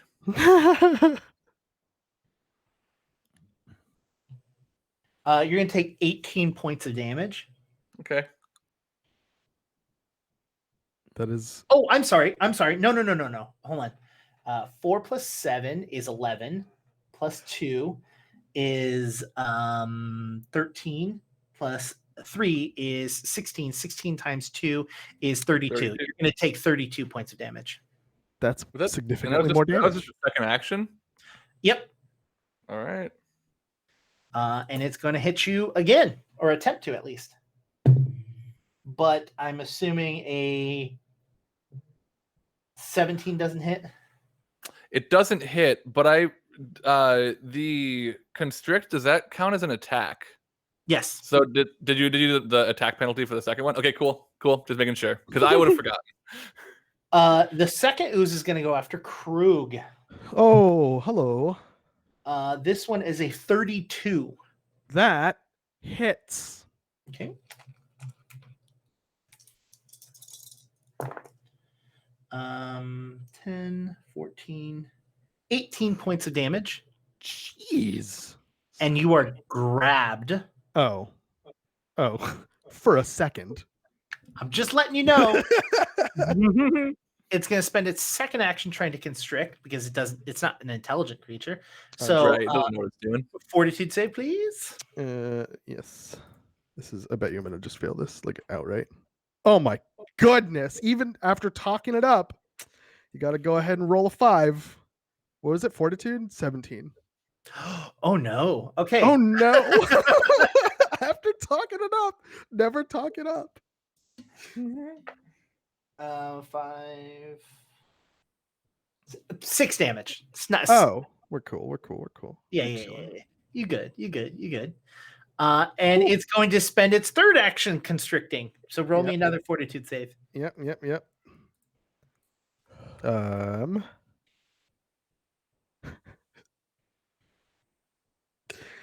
rolled a 3, so how's the 17? Oh my gosh. Oh man. Take Destroyed.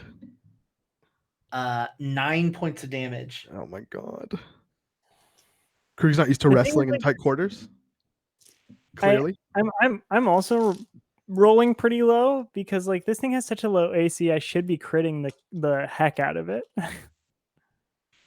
Yeah, you really should. It's got an AC of 12. Wow. I have a 17 bonus to my attack. Wait, you rolled a 4? Yes, I was rolling like 4s and like Yeah. 6, and I had the -2 penalty to attack and stuff. Yeah, So. damn. Yeah, it just has a ton of immunities.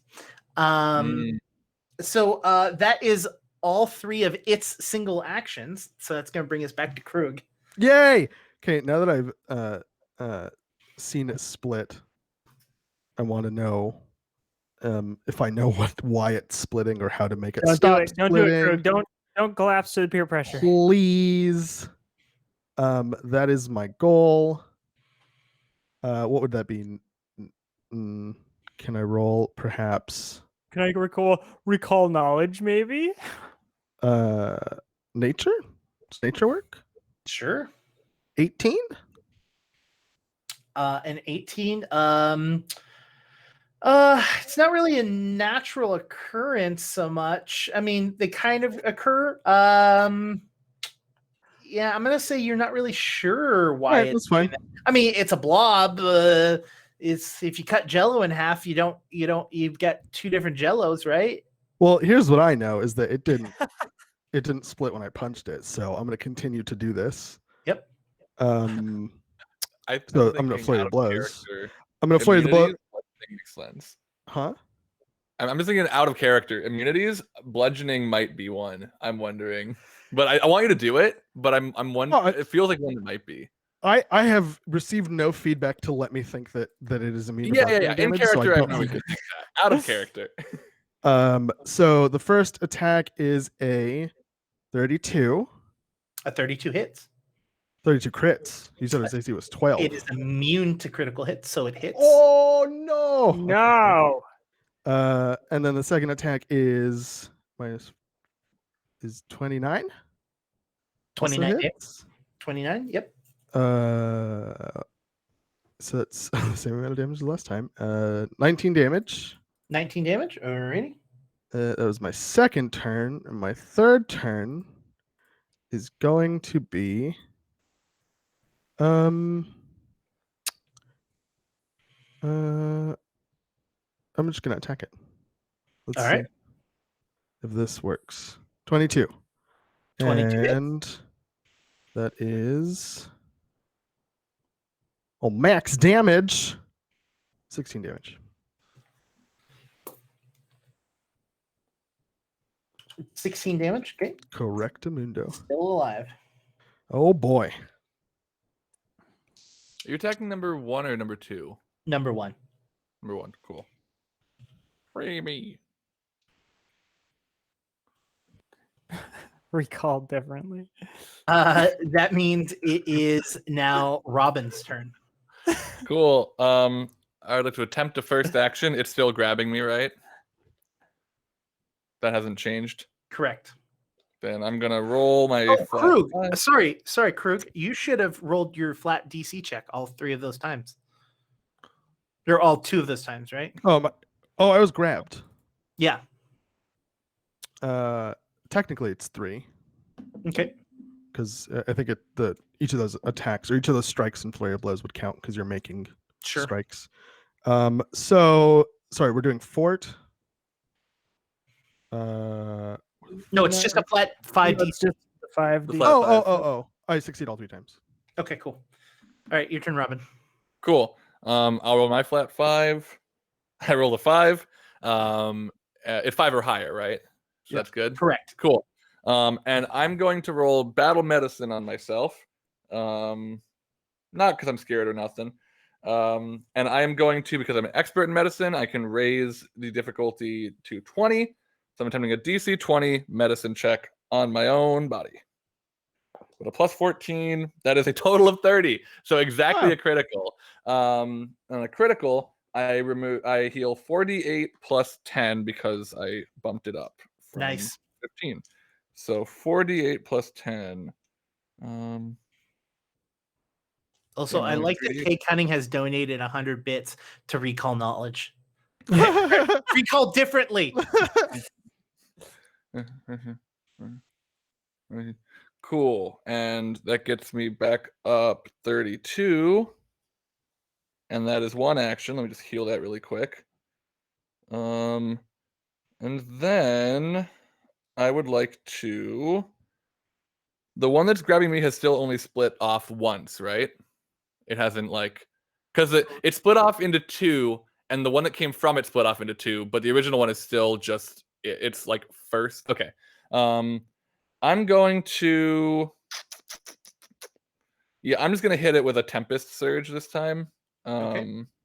So I'm using a focus point here, and that is going to surround a foe in a swirling storm of violent winds, rolling clouds, and cracking lightning. The storm deals 1d12 electricity damage. I think this is like residual from the bolt that just hit it. It starts a small storm, and it's going to make a reflex save. Oh, I have to roll my flat 5, but 14, yeah. So roll a reflex save. DC 22.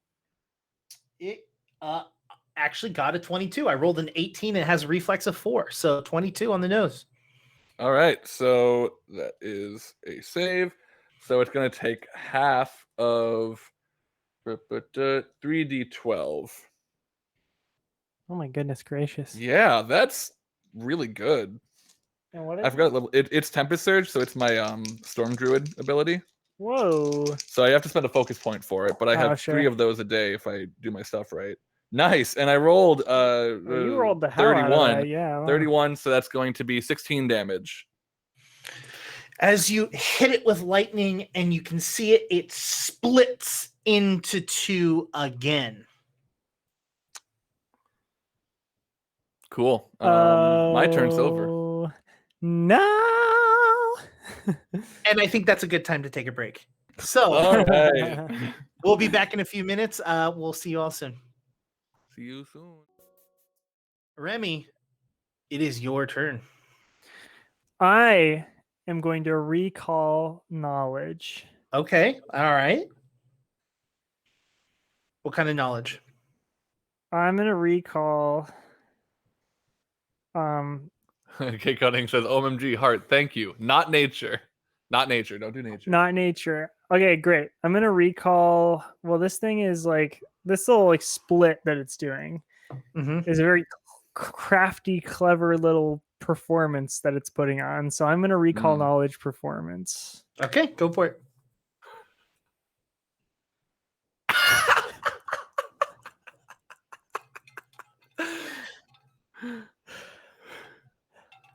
25.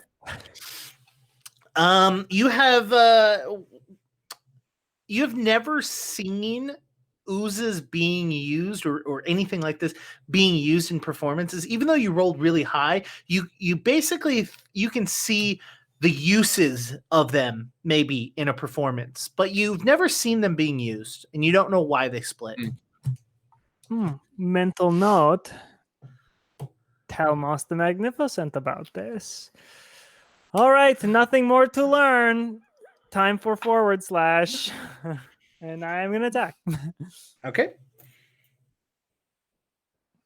And that's gonna be. Wow. So you have a -2. Hero point? Nah. I think I'm gonna hit it, Yeah. and it's immune to criticals anyway. Sure. So -2, so that's gonna be 18.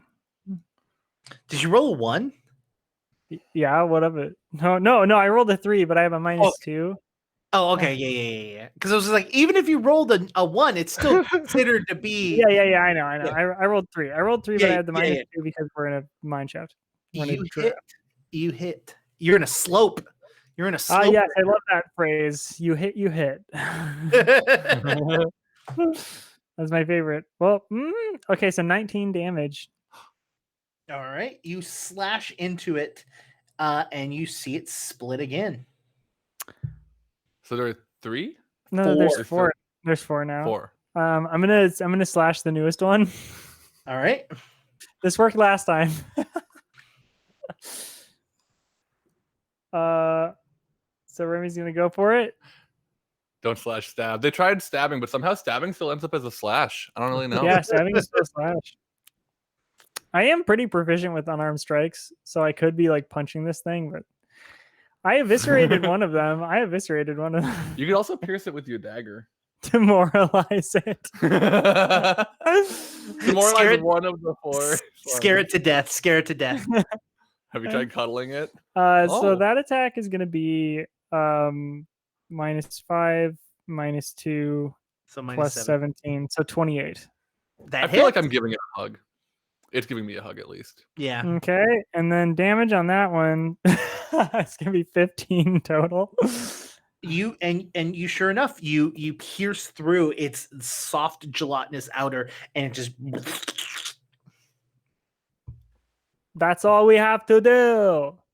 You just cut it in half and kill the new half.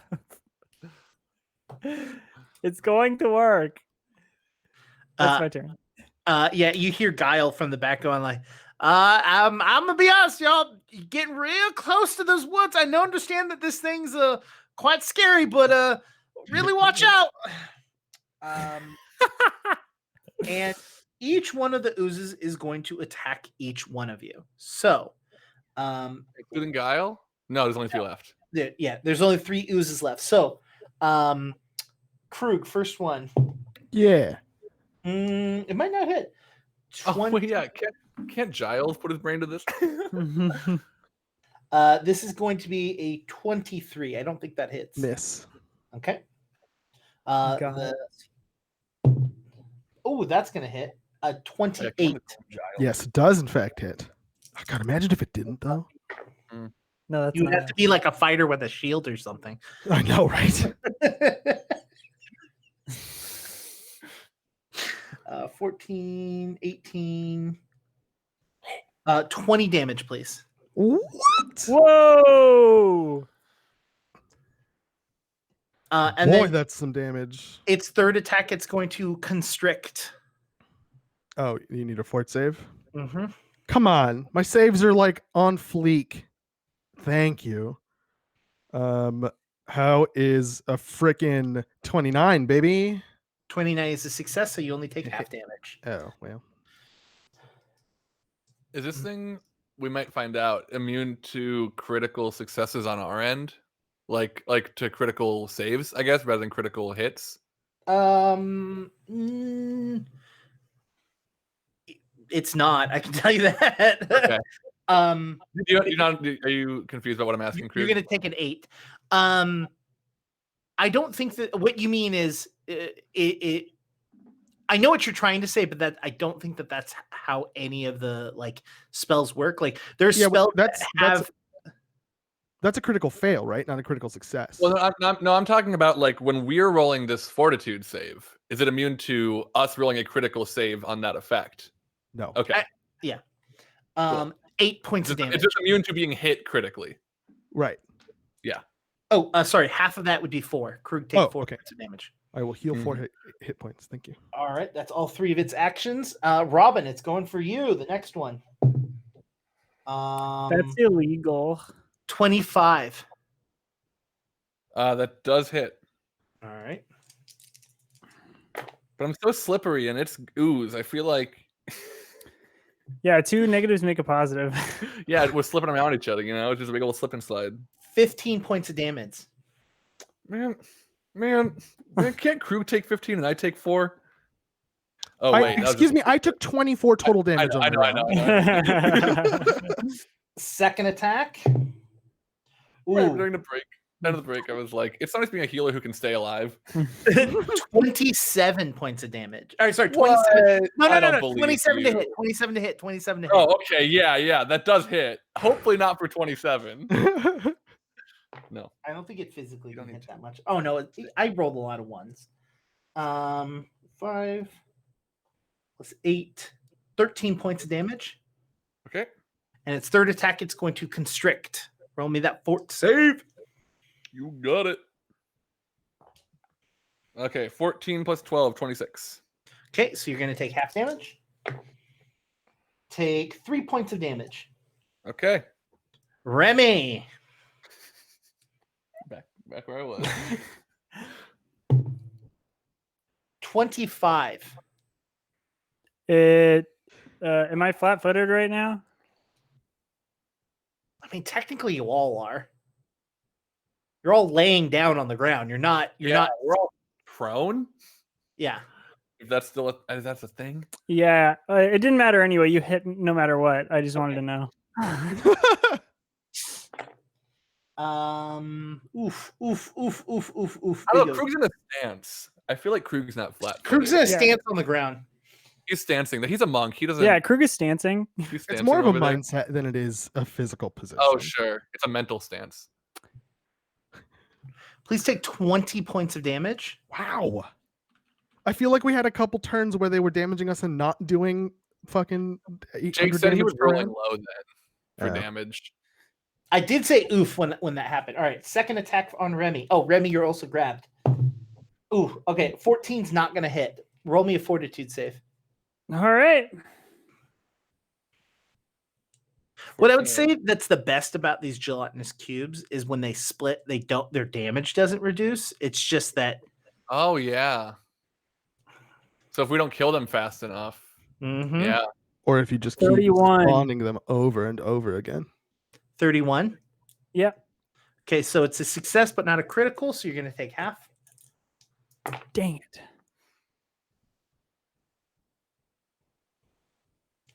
14, so you're going to take 7 points of damage. Boom. That brings us to Krug. How you looking, Krug?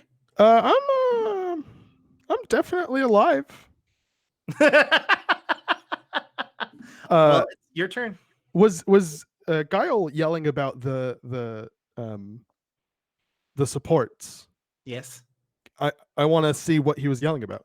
Is there like one He was saying specific be thing? careful, you're getting close to touching them. Yeah. But like all of us are getting close to touching them, or like Just moving around, punching, and being in a combat, you're getting close to them. Yeah. Okay. I have a mechanic set up that if you roll something specific, you will. Gotcha. Okay. Well, I'm still gonna say this regardless. Being careful not to hit any of the pylons. I'm gonna attack the one closest to me. Pretty please. This is Flurry Blows. So this is going to be 30 and 29. How's 30 and 29? Those would have been great crits. They would have been great crits. If I could have those, but I can't apparently. Oh, sorry, Charlie. Crit away. 21 damage. And as you punch away at it, you feel the outer membrane of it just wrap as it pops around your fist, and it just. That is quite gross. Do I have to move to get in position to hit the No, one? they're literally like in a line. Okay. I'm going to attack the one that most recently attacked Robin. Okay. That's the closest one to you. Yep, we're going to... I'm going to try to grab it again. This is probably the... Oh, natural 20. What's up? Where you at? You want a total? You probably still want a total, huh? I mean, it's a 25 fortitude. 34. So 34, yeah. So close to a crit. Oh, well, I mean, it was a crit, but so close to also being a... Anyways. So now we have that thing grabbed. I'm like lying on the ground, kind of like spooning it, but aggressively.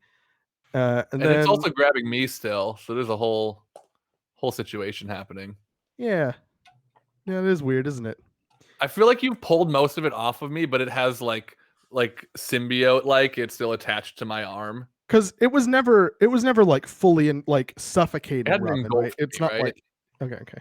I think it's just like still wrapped around me, but you've like pulled most of it like away, so it's like connected to both of us. That's what I'm imagining. I'm gonna use my last action to just hit. Okay. 12. What's 12 up? hits. What's up? Just 11 crush damage. it in your hand. Again, you the outer membrane just weakens and you pop it. Gross. That leaves us to Robin. There's one left, and just This oozing one all over. I would like to recall knowledge. Okay. I think William was right that this whole splitting thing is a very crafty, clever maneuver they're doing. So I'd like to recall knowledge crafting. Mm-hmm. And here's actually what I'm kind of thinking. Like, I've worked with a lot of materials, largely natural, but Robin's been venturing out into like whatever she can find, trying to like innovate, right? Learn about things. So maybe she's come across something and like even use something like this, or maybe she'll learn how to make something like this, that she can like get into chemistry more than just the botany, you know? So it's an 11 plus crafting plus 11. I'm gonna use my guidance point for this too, so 23. Watch Corvids live so you can get hard trolled by the cast. Yeah, the VOD's not going to have Twitch chat where you can see Kay Cunning losing her mind in many different directions. I love why are you Molly, help come back. Why are you like this?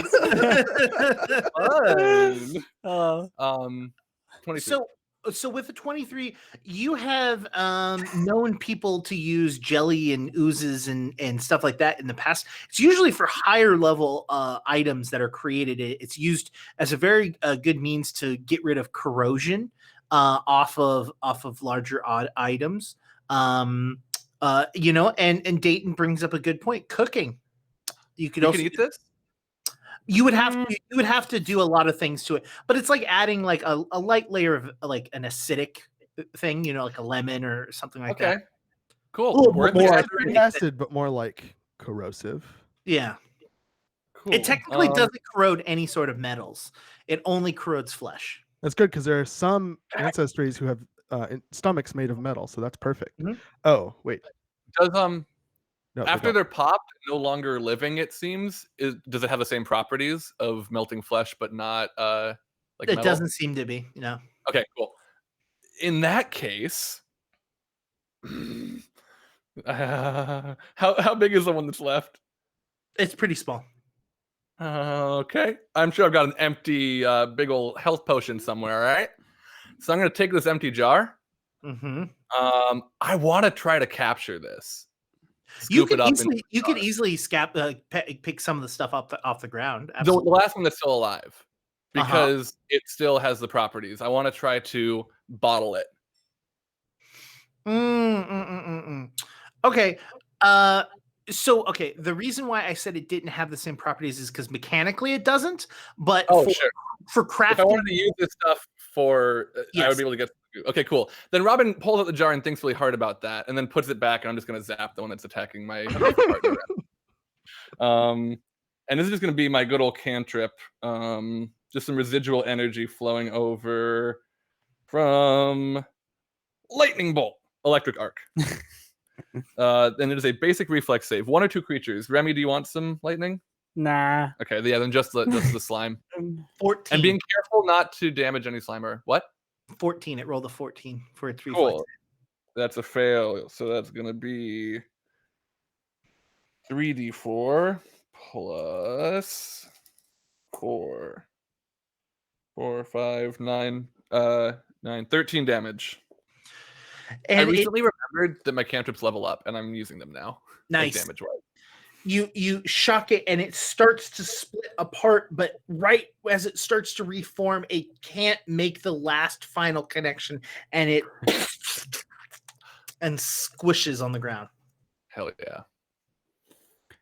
Well, how's everyone feeling? Guile, are you okay?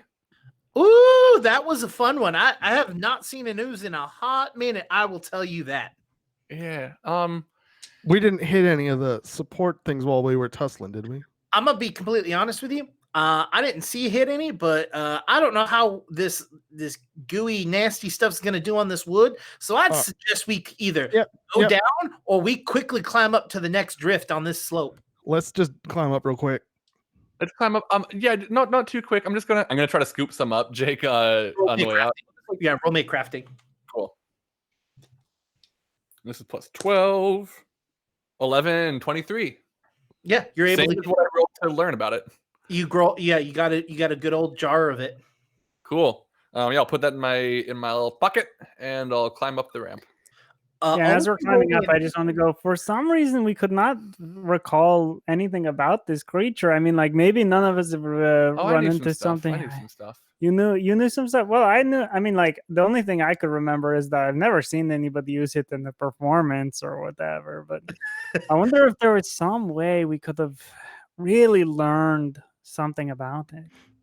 Roll me a acrobatics, everyone. Okay. Oh, I'm pretty good at that. Natural 20. Nice. 17 total. 8 plus 9 This punished. thing loves me today. 34, baby. What's up? Come at me. I think I'll use a hero point. Well, you know what? Maybe I should too. I only rolled an 8. It's fine. I used a hero point and I rolled a 1. Oh, Damn. I have 19. Crew got a nat 20.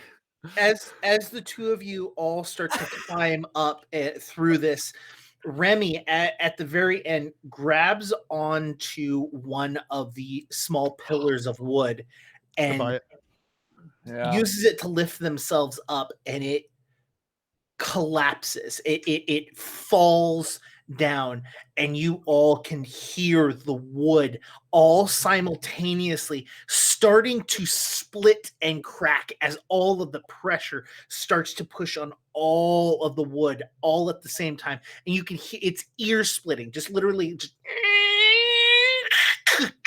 as the wood starts to break through it. Please roll me a reflex save, Remy. Only Remy. Oh, okay. Okay. Don't do this to me, Jake. 19. Do you want to use a hero point? Can I assist? Kind of sounds like I do. Well, Kate Cunning gave us a bunch of bits. Okay. Yeah, Cool. I'm pretty sure you're yeah, only allowed to use those to recall knowledge. well, I used a hero point and I only got one higher, so 20. 20 is the DC. That's Nice. why. Hey! Remy, it literally starts to shrink, almost like Raiders of the Lost Ark. You know, the walls are caving in, and you just barely make it as you can feel your feet scrape the as it slams down and closes it. And Guile looks at all of you and goes, "You know how I told you all to stop? Run." And he starts bolting as you all start to feel and hear the wood start to shake and shimmy and start to move as it is the whole entire cave is starting to collapse behind all of you. Is Guile slower or faster than the slowest person in our group? Like, can I tell when he starts to run? What is Robin and Remy's speed? Mine's about to be faster. I can tell you how much. Yeah, I'm not worried about Robin. More Remy. Yeah, I believe my movement speed is 20. So they're equal. Guile and him are both 20.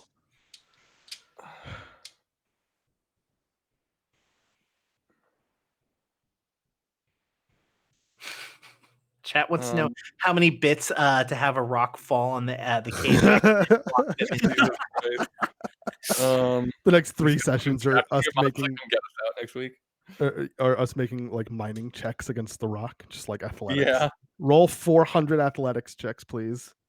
Okay. Or is my speed lowered by my full plate, or because I have the proper strength modifier? Is it not? So it reduces it by 5 if you meet it, but if it has a -10 speed, that means you lose 5. Does that make sense?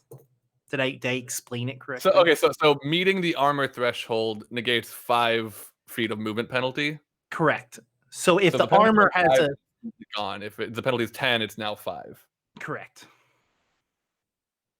which I believe full plate is 10. Is 10. Yeah. Okay, so it's Yeah. only a 5 foot. Yeah.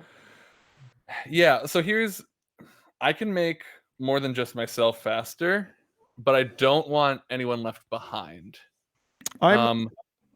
In this situation, Krug's running in the back. So like ready to help somebody if they need to if they need help. Yeah. How big is Guile? Guile's a big dude, isn't he? Mm-hmm. Can't really help him that well. Nope. Um, He's a medium-sized creature. Yeah. does it seem like Guile knows specifically where he's going, or he just knows where to run from? I mean, what he's going to be, he knows he knows how minds work. So he's whatever direction he's going in is more likely the best option of location. Okay. I'm gonna cast haste on Guile. Okay. When he says run. So for 1 minute, magic empowers the target to act faster. This is where Remy sees that Robin can do this, and later, maybe off camera, even asks to please do it to me sometime. Get the quicken condition and use the extra action each round for strike and stride. Or have I done this for? You've done it too. Okay, never mind. Yeah. Oh yeah, it was just there was a time where I did enlarge when that would have made more sense. So yeah, he has an extra action stride. he has an extra action which he can stride. So instead of each round moving 60, he's moving 80 each round. Yeah, if it's 20. Yeah, cool. Then yeah, and then I think I'll just try to keep up with him. Dogskay's here too. I don't know if Dagorno went into the mines with us. Dagorno, no, I left Dagorno at home because I thought this would be dangerous. Yeah, but their speeds are fast anyways. Mm-hmm. Yeah, Dogskay is part of the reason for having them is riding dogs to boost our speed, but we never really use them for that. Yeah, you do when we're not in combat. Yeah, that's true. Yeah, I think I rode Dagorno in combat once. Yeah. So that means Remy's got the slowest speed. So Remy is going, and rocks are starting to fall as you're all running. Roll me another reflex save, Remy. I'm first of all staying in the back with Remy. Okay, so both of you roll it. Oh, what? That's one button, not two buttons. That's good. What is my reflex? I think reflex is my higher one. How many bits have been donated? I think we saw 3. Yeah, 3. So there are 2 more floating hero points. 2 more floating. Well, I'm gonna Right. use one right now. There we go. 29. 32. Oh, so there's only 2. So that will be the last floating one. Oh, okay. Oh, and now apparently we have. Wow. Thank you. Wow. Thank you. We got. Is that 3 more? No, 3 hero more. points? How does it No, work? that's like 30 more. that's Oh. 30 more. Whoa. So we can. Those are gonna last us a while. Yeah, I'll start keeping track of those. Cool. All right, you got 30. No one needs to do that for a little bit. Thank you so much. Lord Portico's got us covered for a while. Yeah, Lord Portico. Yeah, thank you. Yeah, so just so you know, if my original roll was 16 total, and with using a hero point, I got up to 29. Okay. What you got, Krug? 32. Yeah, you all feel the rocks pelting you as you're going, and you can feel the cave starting to collapse. It's becoming really dusty as you can start to hear Guile's meter go off. Oh, no. I feel like we've done this before, but I don't remember if I was successful or not. Have I tried to like carry Remy in a situation like this? And is it very difficult? It's not. It's dependent on how much your current load is. Basically nothing. Like 0, yeah. nowhere close to my maximum. But Uh, what is Remy? What is Remy's weight? Is my question then. I think what's the weight that you're currently carrying, Remy? My I'm encumbered is currently- 9 bulk, Okay, and well, I'm currently carrying my current bulk is 7. like 1. I'm You're carrying carrying 7? 7 bulk. And I think you are 1 or 2. We should find out if it's 1 or 2. Small creatures are 3 bulk. Oh, 3. Okay. So what is it the would be- encumbered like effect? Is it move half speed? Because I'd still be faster than Remy. Encumbered. While you're encumbered, you're clumsy 1 and a 10-foot penalty to all your speeds. I'm way faster than you encumbered. That's awesome. Yeah, I think I'm gonna pick up Time for Remy. a Remy back ride. Yeah, I'm picking up Remy. Okay, you pick up Remy. I'm gonna pick up Remy, and also if I can use this is just a verbal component, key rush, to just give me 2 strides. So that's in 1 round. I'm gonna move 30, 30, 30, 30. Right. So, whoa, I'm 90. bad at math. 90. 30, 30, 120. Oh. 4 times because that's key rush, and then minus 10 for each one. Okay. Yeah, you start to catch up to Guile as the you run with Remy on your back. Robin, you're kind of in the back, but you're not far. Yeah, I'm gonna stay between Remy and Guile. Like, if I can catch up to Guile, I don't want to. I don't want to like. Is that Robin is at a good speed as long as she doesn't stop, like, Cool. and where something doesn't collapse in front of you. I just want to make it clear that I'm not passing Guile no matter what. As he starts to run, he stops, and you can see him almost like his speed is so quick that he's not used to it, that he's like trying to stop, and he's like slowing, and he comes to the edge of the drift, and there is the shaft that goes all the way up. A single rope hanging in the center. Oh boy. And it's slowly starting to collapse, and you can see the smoke starting, and by smoke I mean the dust and debris starting to lift up from the bottom of the shaft as it collapses below all of you. What's the protocol, Guile? Pray to whatever god you have, and hope you get to go see him soon. Can I use my hand wraps to like slow this process down somehow? Like, I don't know, just a fucking shot in the dark. If I can like roll something for it, or maybe if I think the best course of action is I don't have enough knowledge to know whether or not the kind of thing that my hand wraps can do can help. Maybe I explain to Guile what it could be, like what I can do with my hand wraps. But if I think I can do something, I'm going to do it. If I don't know whether or not I can do something, I'm going to try to explain it to Guile. No, I got you. I like this, right? I like this. I like where your brain is going.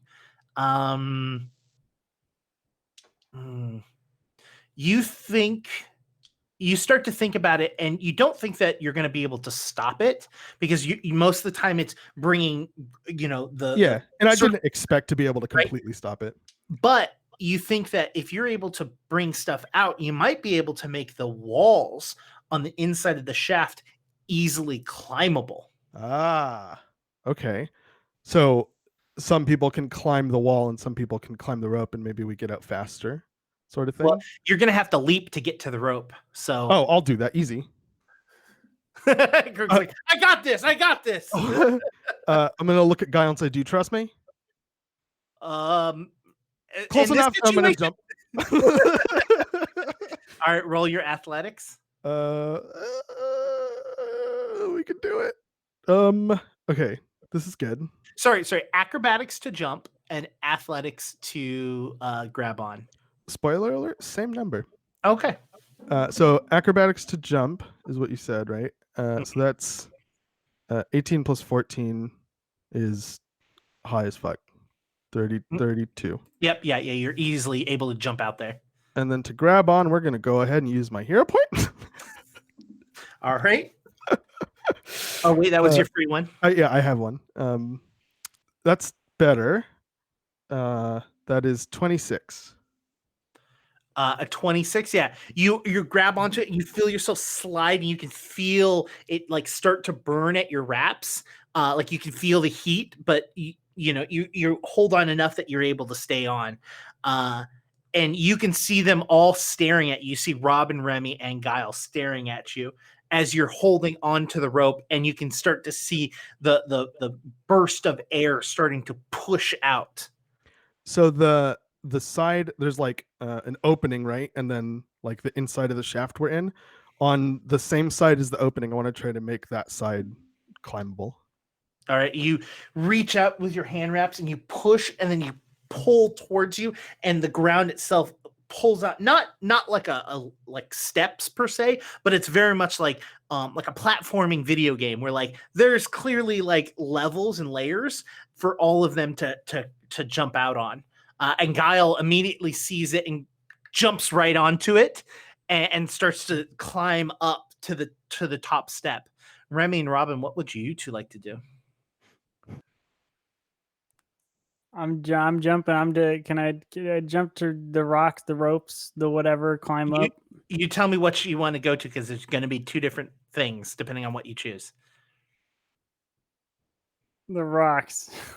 Okay, you climb up the rocks. You don't have to make anything. Krug has made it so that you're able to do it. It's a slower speed, but you're able to do that. Robin. Cool. I was sitting here at the beginning thinking like, oh, my athletics is so bad. I have my dog with me, and I'm thinking like spells, like can I find a way to fly? Like, can I use my air powers and wind wall? And I was like, oh, I can just turn into an ape, so I can climb. Nice. That gives you a climb speed, doesn't it?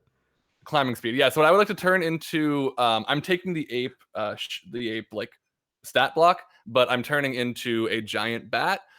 Less monstrous than she did at like the vampire party. This is really just a giant bat that would like be one of the ones that lives in this cave. And in my bottom feet, I would like to hold on to Dogske and then use my climb speed to get up, probably at a penalty.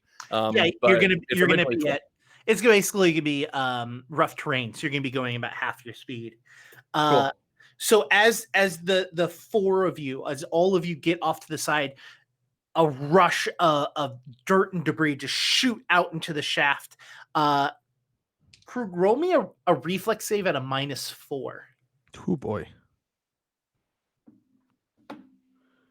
I rolled not the greatest in the world, but not the worst. -4. So basically, instead of 14, add 10 to 15, so 25. 25.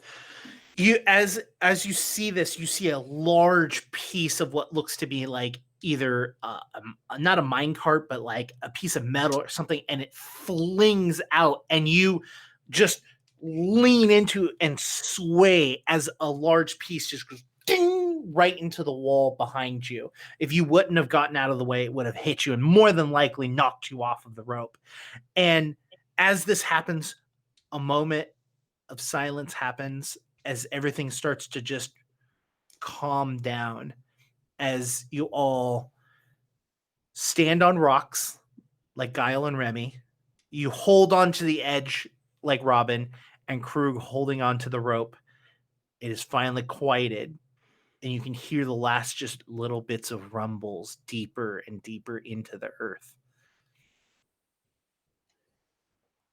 Hey, Well, I mean, I appreciate you making this little ledge here, but I'm not really sure how we're gonna get out of this. How Can we long? not- How long can does we this last? oh. How long does it last? Is it 10 minutes? Well, the thing is that you make it's an area, so you only made like a 20 by 20, right? Okay. So it's not high enough for you to climb all the way to the top. You guys. Oh. Can I with a climb speed get all the way to the top? Yes, you can, and so could Cool. Krug, but I don't think at this point Remy and Yeah. Guile can. Yeah. But Well, Guile, can- I don't think I'm going to be able to do this all the way up to the top. It would take hours, and it would be very difficult, and very time consuming. Probably not time that we have. I heard your thing beeping. Are we okay? Hey, back me up, William. What's that? Jonas has a climbing kit. In my inventory. That's very useful.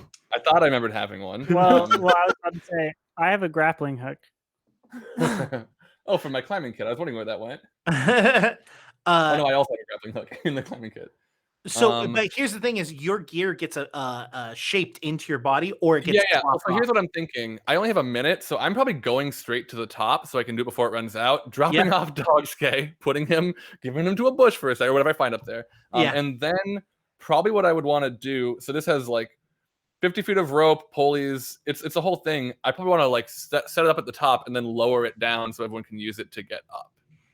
Okay. If it's 50 feet. So a climbing kit has 50 feet of rope.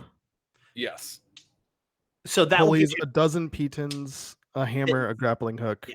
and one set of a thing I don't know, crampons. Crampons. So 50 feet is going to be about 30 feet short. Oh. Okay.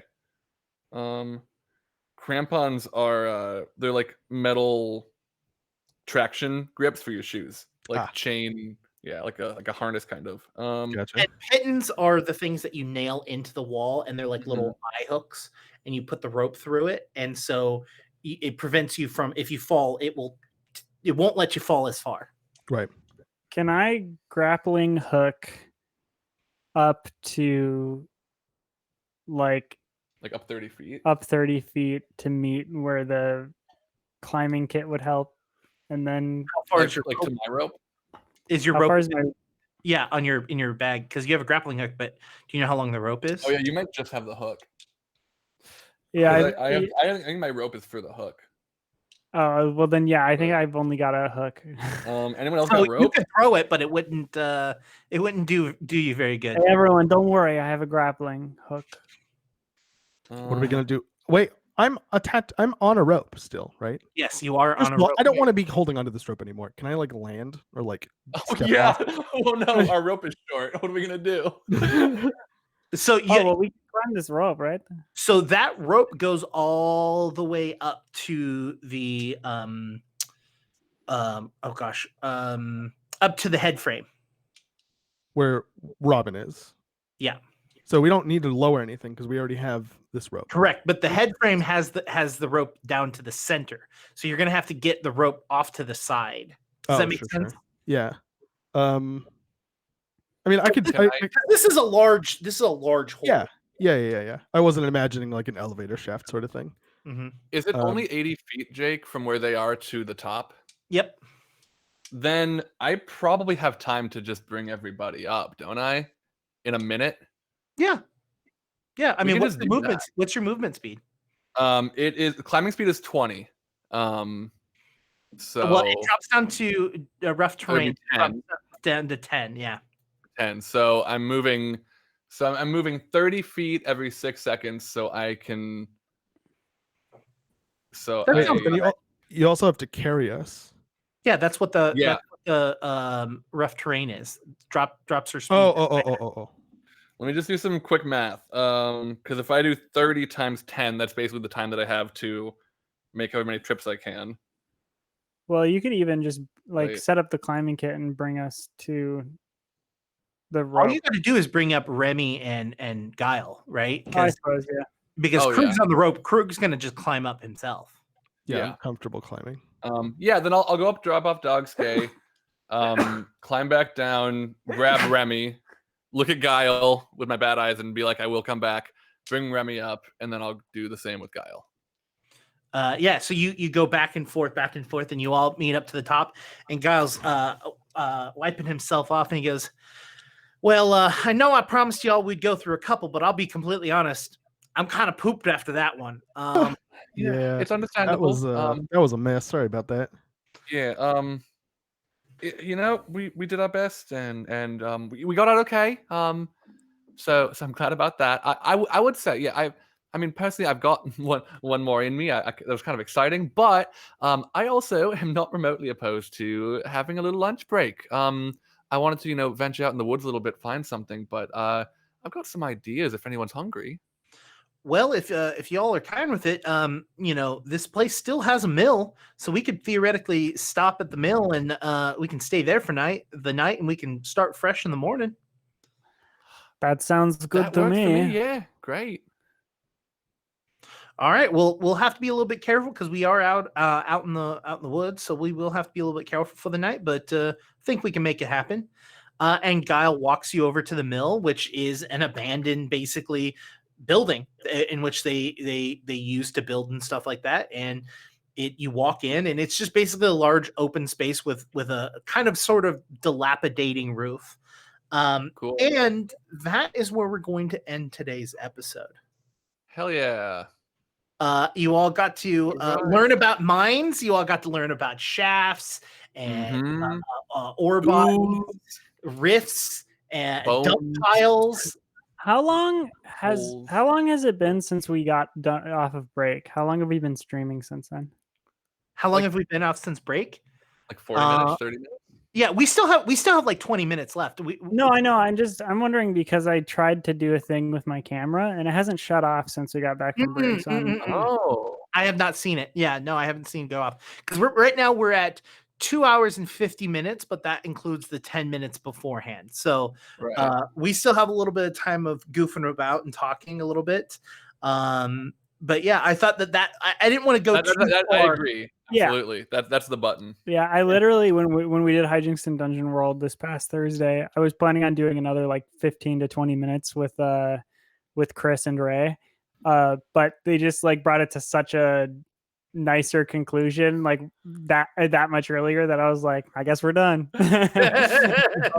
All right, we did learn nothing about oozes. I take that back. Yeah, you learned about mines, but nothing about oozes. Well, I learned a little bit about oozes. I learned maybe I can Remy cook with learned that there haven't been any oozes used in performances that they have seen. Yep. And that's pretty big. You learned that you don't know. It's like the greatest knowledge is to know that you know nothing. That's what Remy learned today, that they know nothing about oozes, which is the greatest thing to know. Yes. The greatest thing you'll ever learn is just to love and be loved in return. Oh, you're so close to some Aurori wisdom, but okay.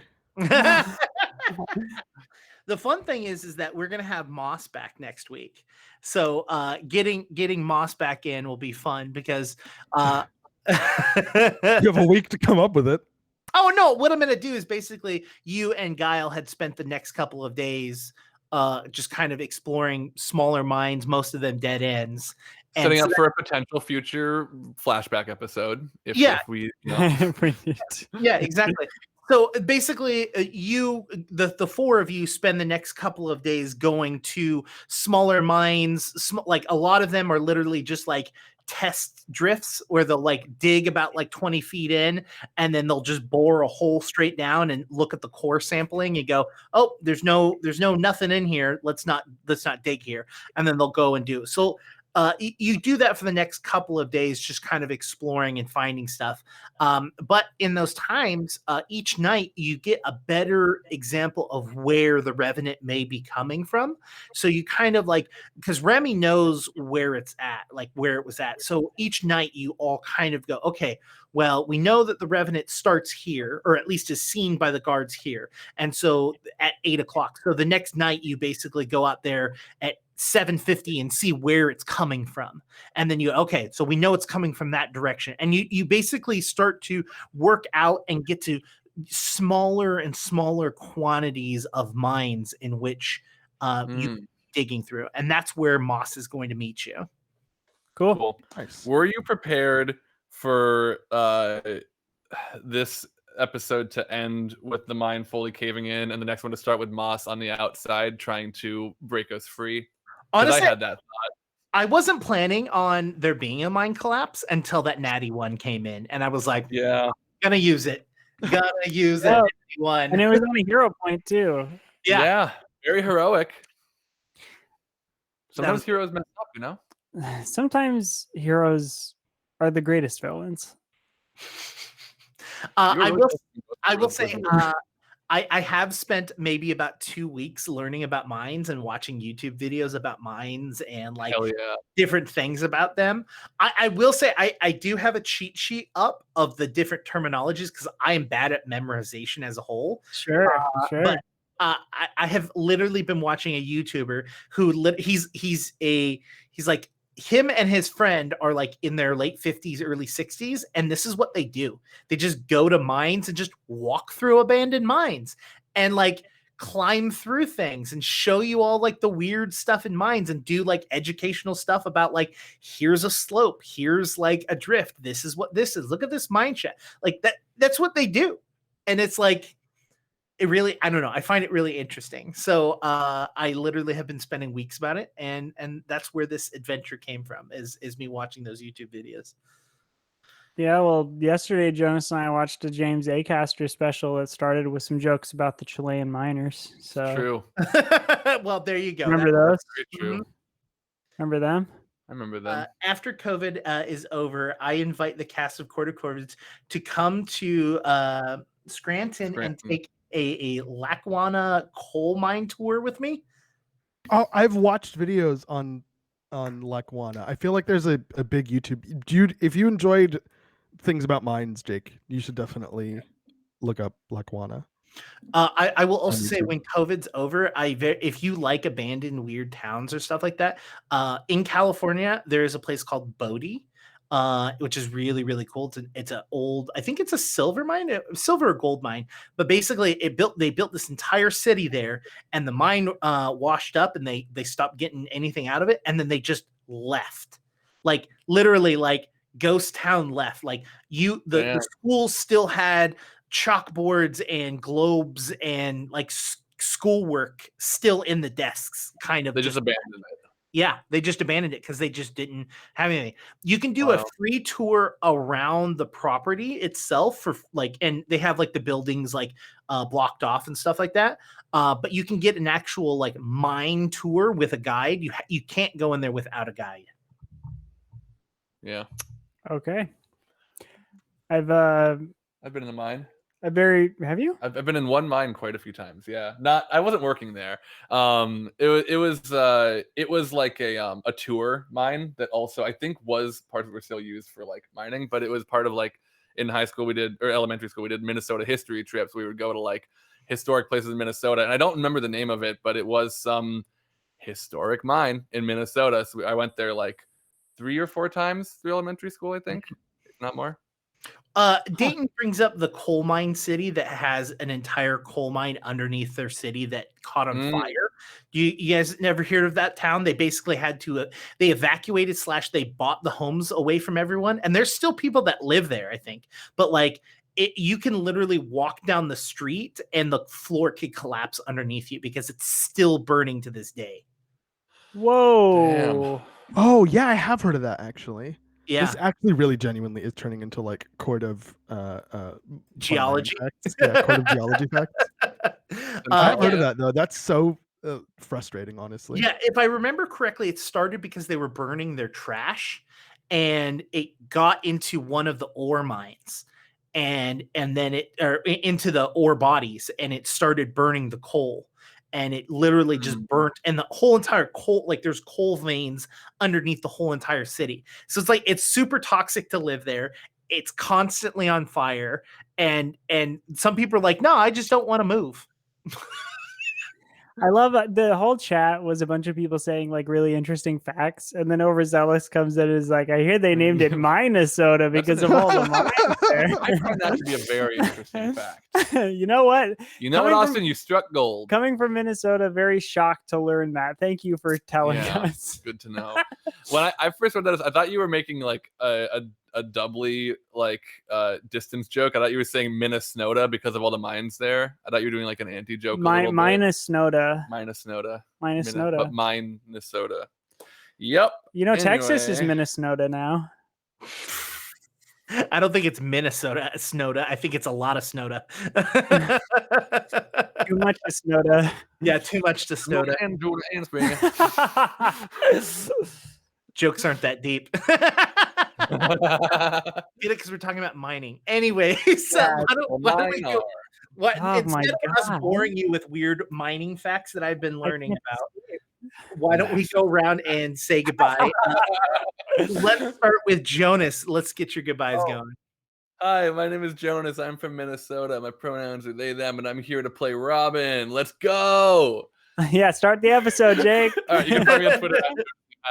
I don't tweet there too much lately, but that may change at some point. When I do, it's usually updates about where I'm streaming on me and William's band Glass Beach. We're in a band with a couple other buddies, roommates, good people of ours, and we do music and gaming streams on twitch.tv/glassbeachband.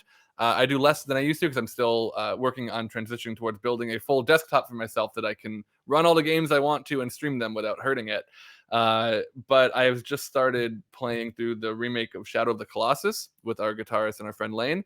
And I'm loving it. It's very fun. We just did the first 5 Colossi last week, and it's on Tuesdays. So you can go to the Glass Beach Band Twitter or to my Twitter at Jonas Newhouse. You can see when I'm doing that. I'm also in a show with William that they run called Hijinks and Dungeon World, which is the Dungeon World like off story from our main show called Hijinks and Handlebars. And Dungeon World is just now returning from a little bit of a break, and we're doing like special episodes where we're focusing on each one of the main characters for their own part of an episode. And mine will be on Thursday. I play a little lizard named Dowser who just believes he was born to save the world. I realized recently he's basically Bilbo the Avatar, like the Last Airbender Avatar. That's kind of his. I realized subconsciously that was his like inspiration. So Charmander Bilbo the Avatar. So if that sounds fun, come check that out on Thursday at 6:30 Pacific is when the episode starts. Cool. That's me, Jonas Newhouse. Awesome, William. Hey, William. You can find me on Twitter and Instagram at KWilliamWhite. You can find Glass Beach at Glass Beach Band or all of the /Glass Beach Bands. You can find me doing the show Hijinks and Handlebars, 6:30 p.m. Pacific on Thursdays. All of that stuff is on the QueueTimes main YouTube channel in a playlist called Hijinks and Dungeon World, and another playlist called Hijinks and... Sorry, I heard some noises off in the distance, and I burp hiccuped at the same time. I apologize. Oh, wow. Okay. Maybe that was part of what I heard. I was like, what on earth? Anyway, yeah. And then also Killer Set, which things will happen with Killer Set when they happen. I'll just say it. When a band gets back to me and we get something set up, it'll happen. And that's a Monster of the Week campaign where I take real live bands and musicians and I have them play fake bands and musicians who are out to fight monsters and solve mysteries in order to play their gigs. That's all. Thanks, everyone. I'll see you next week. And now it's time for Krug. Isn't that right, Krug? You're up on the screen, so go for it instead of just dancing. Thanks, guys. I'm Krug, and I've been playing Claudel, the Human Monk. Both of us, he, him. If you want to know more about Pathfinder 2nd Edition or just have an interest in role-playing games in general, or if you want to go way, way back into our YouTube archives and find video game content that we used to do on this show called Game Gorgon on youtube.com/QueueTimesMain, you should definitely go and look for those things because they're really fun. The last video we posted was about firearms. The next video we're going to post is about the gunslinger. Those two things are very tightly and closely related, and that is why we are doing them one after the other. It is... it's like the next playtest class. You probably already know that, though. You should definitely go watch those videos because it's very interesting stuff. And my name is Jake, and this has been Court of Corvids. Thank you so much for watching this. Please check out Parliament of Owls. Only 2 episodes left. Working on another project right after that, which I think is not going to be live. We're actually going to pre-record that one, but it's going to be a cyberpunk game. As we get closer to that, I will announce the cast, but it will be familiar faces as well as faces you have never seen on QueueTimes. So Cool. I'm very excited about that. Until next time, everyone. See you. Bye. Bye.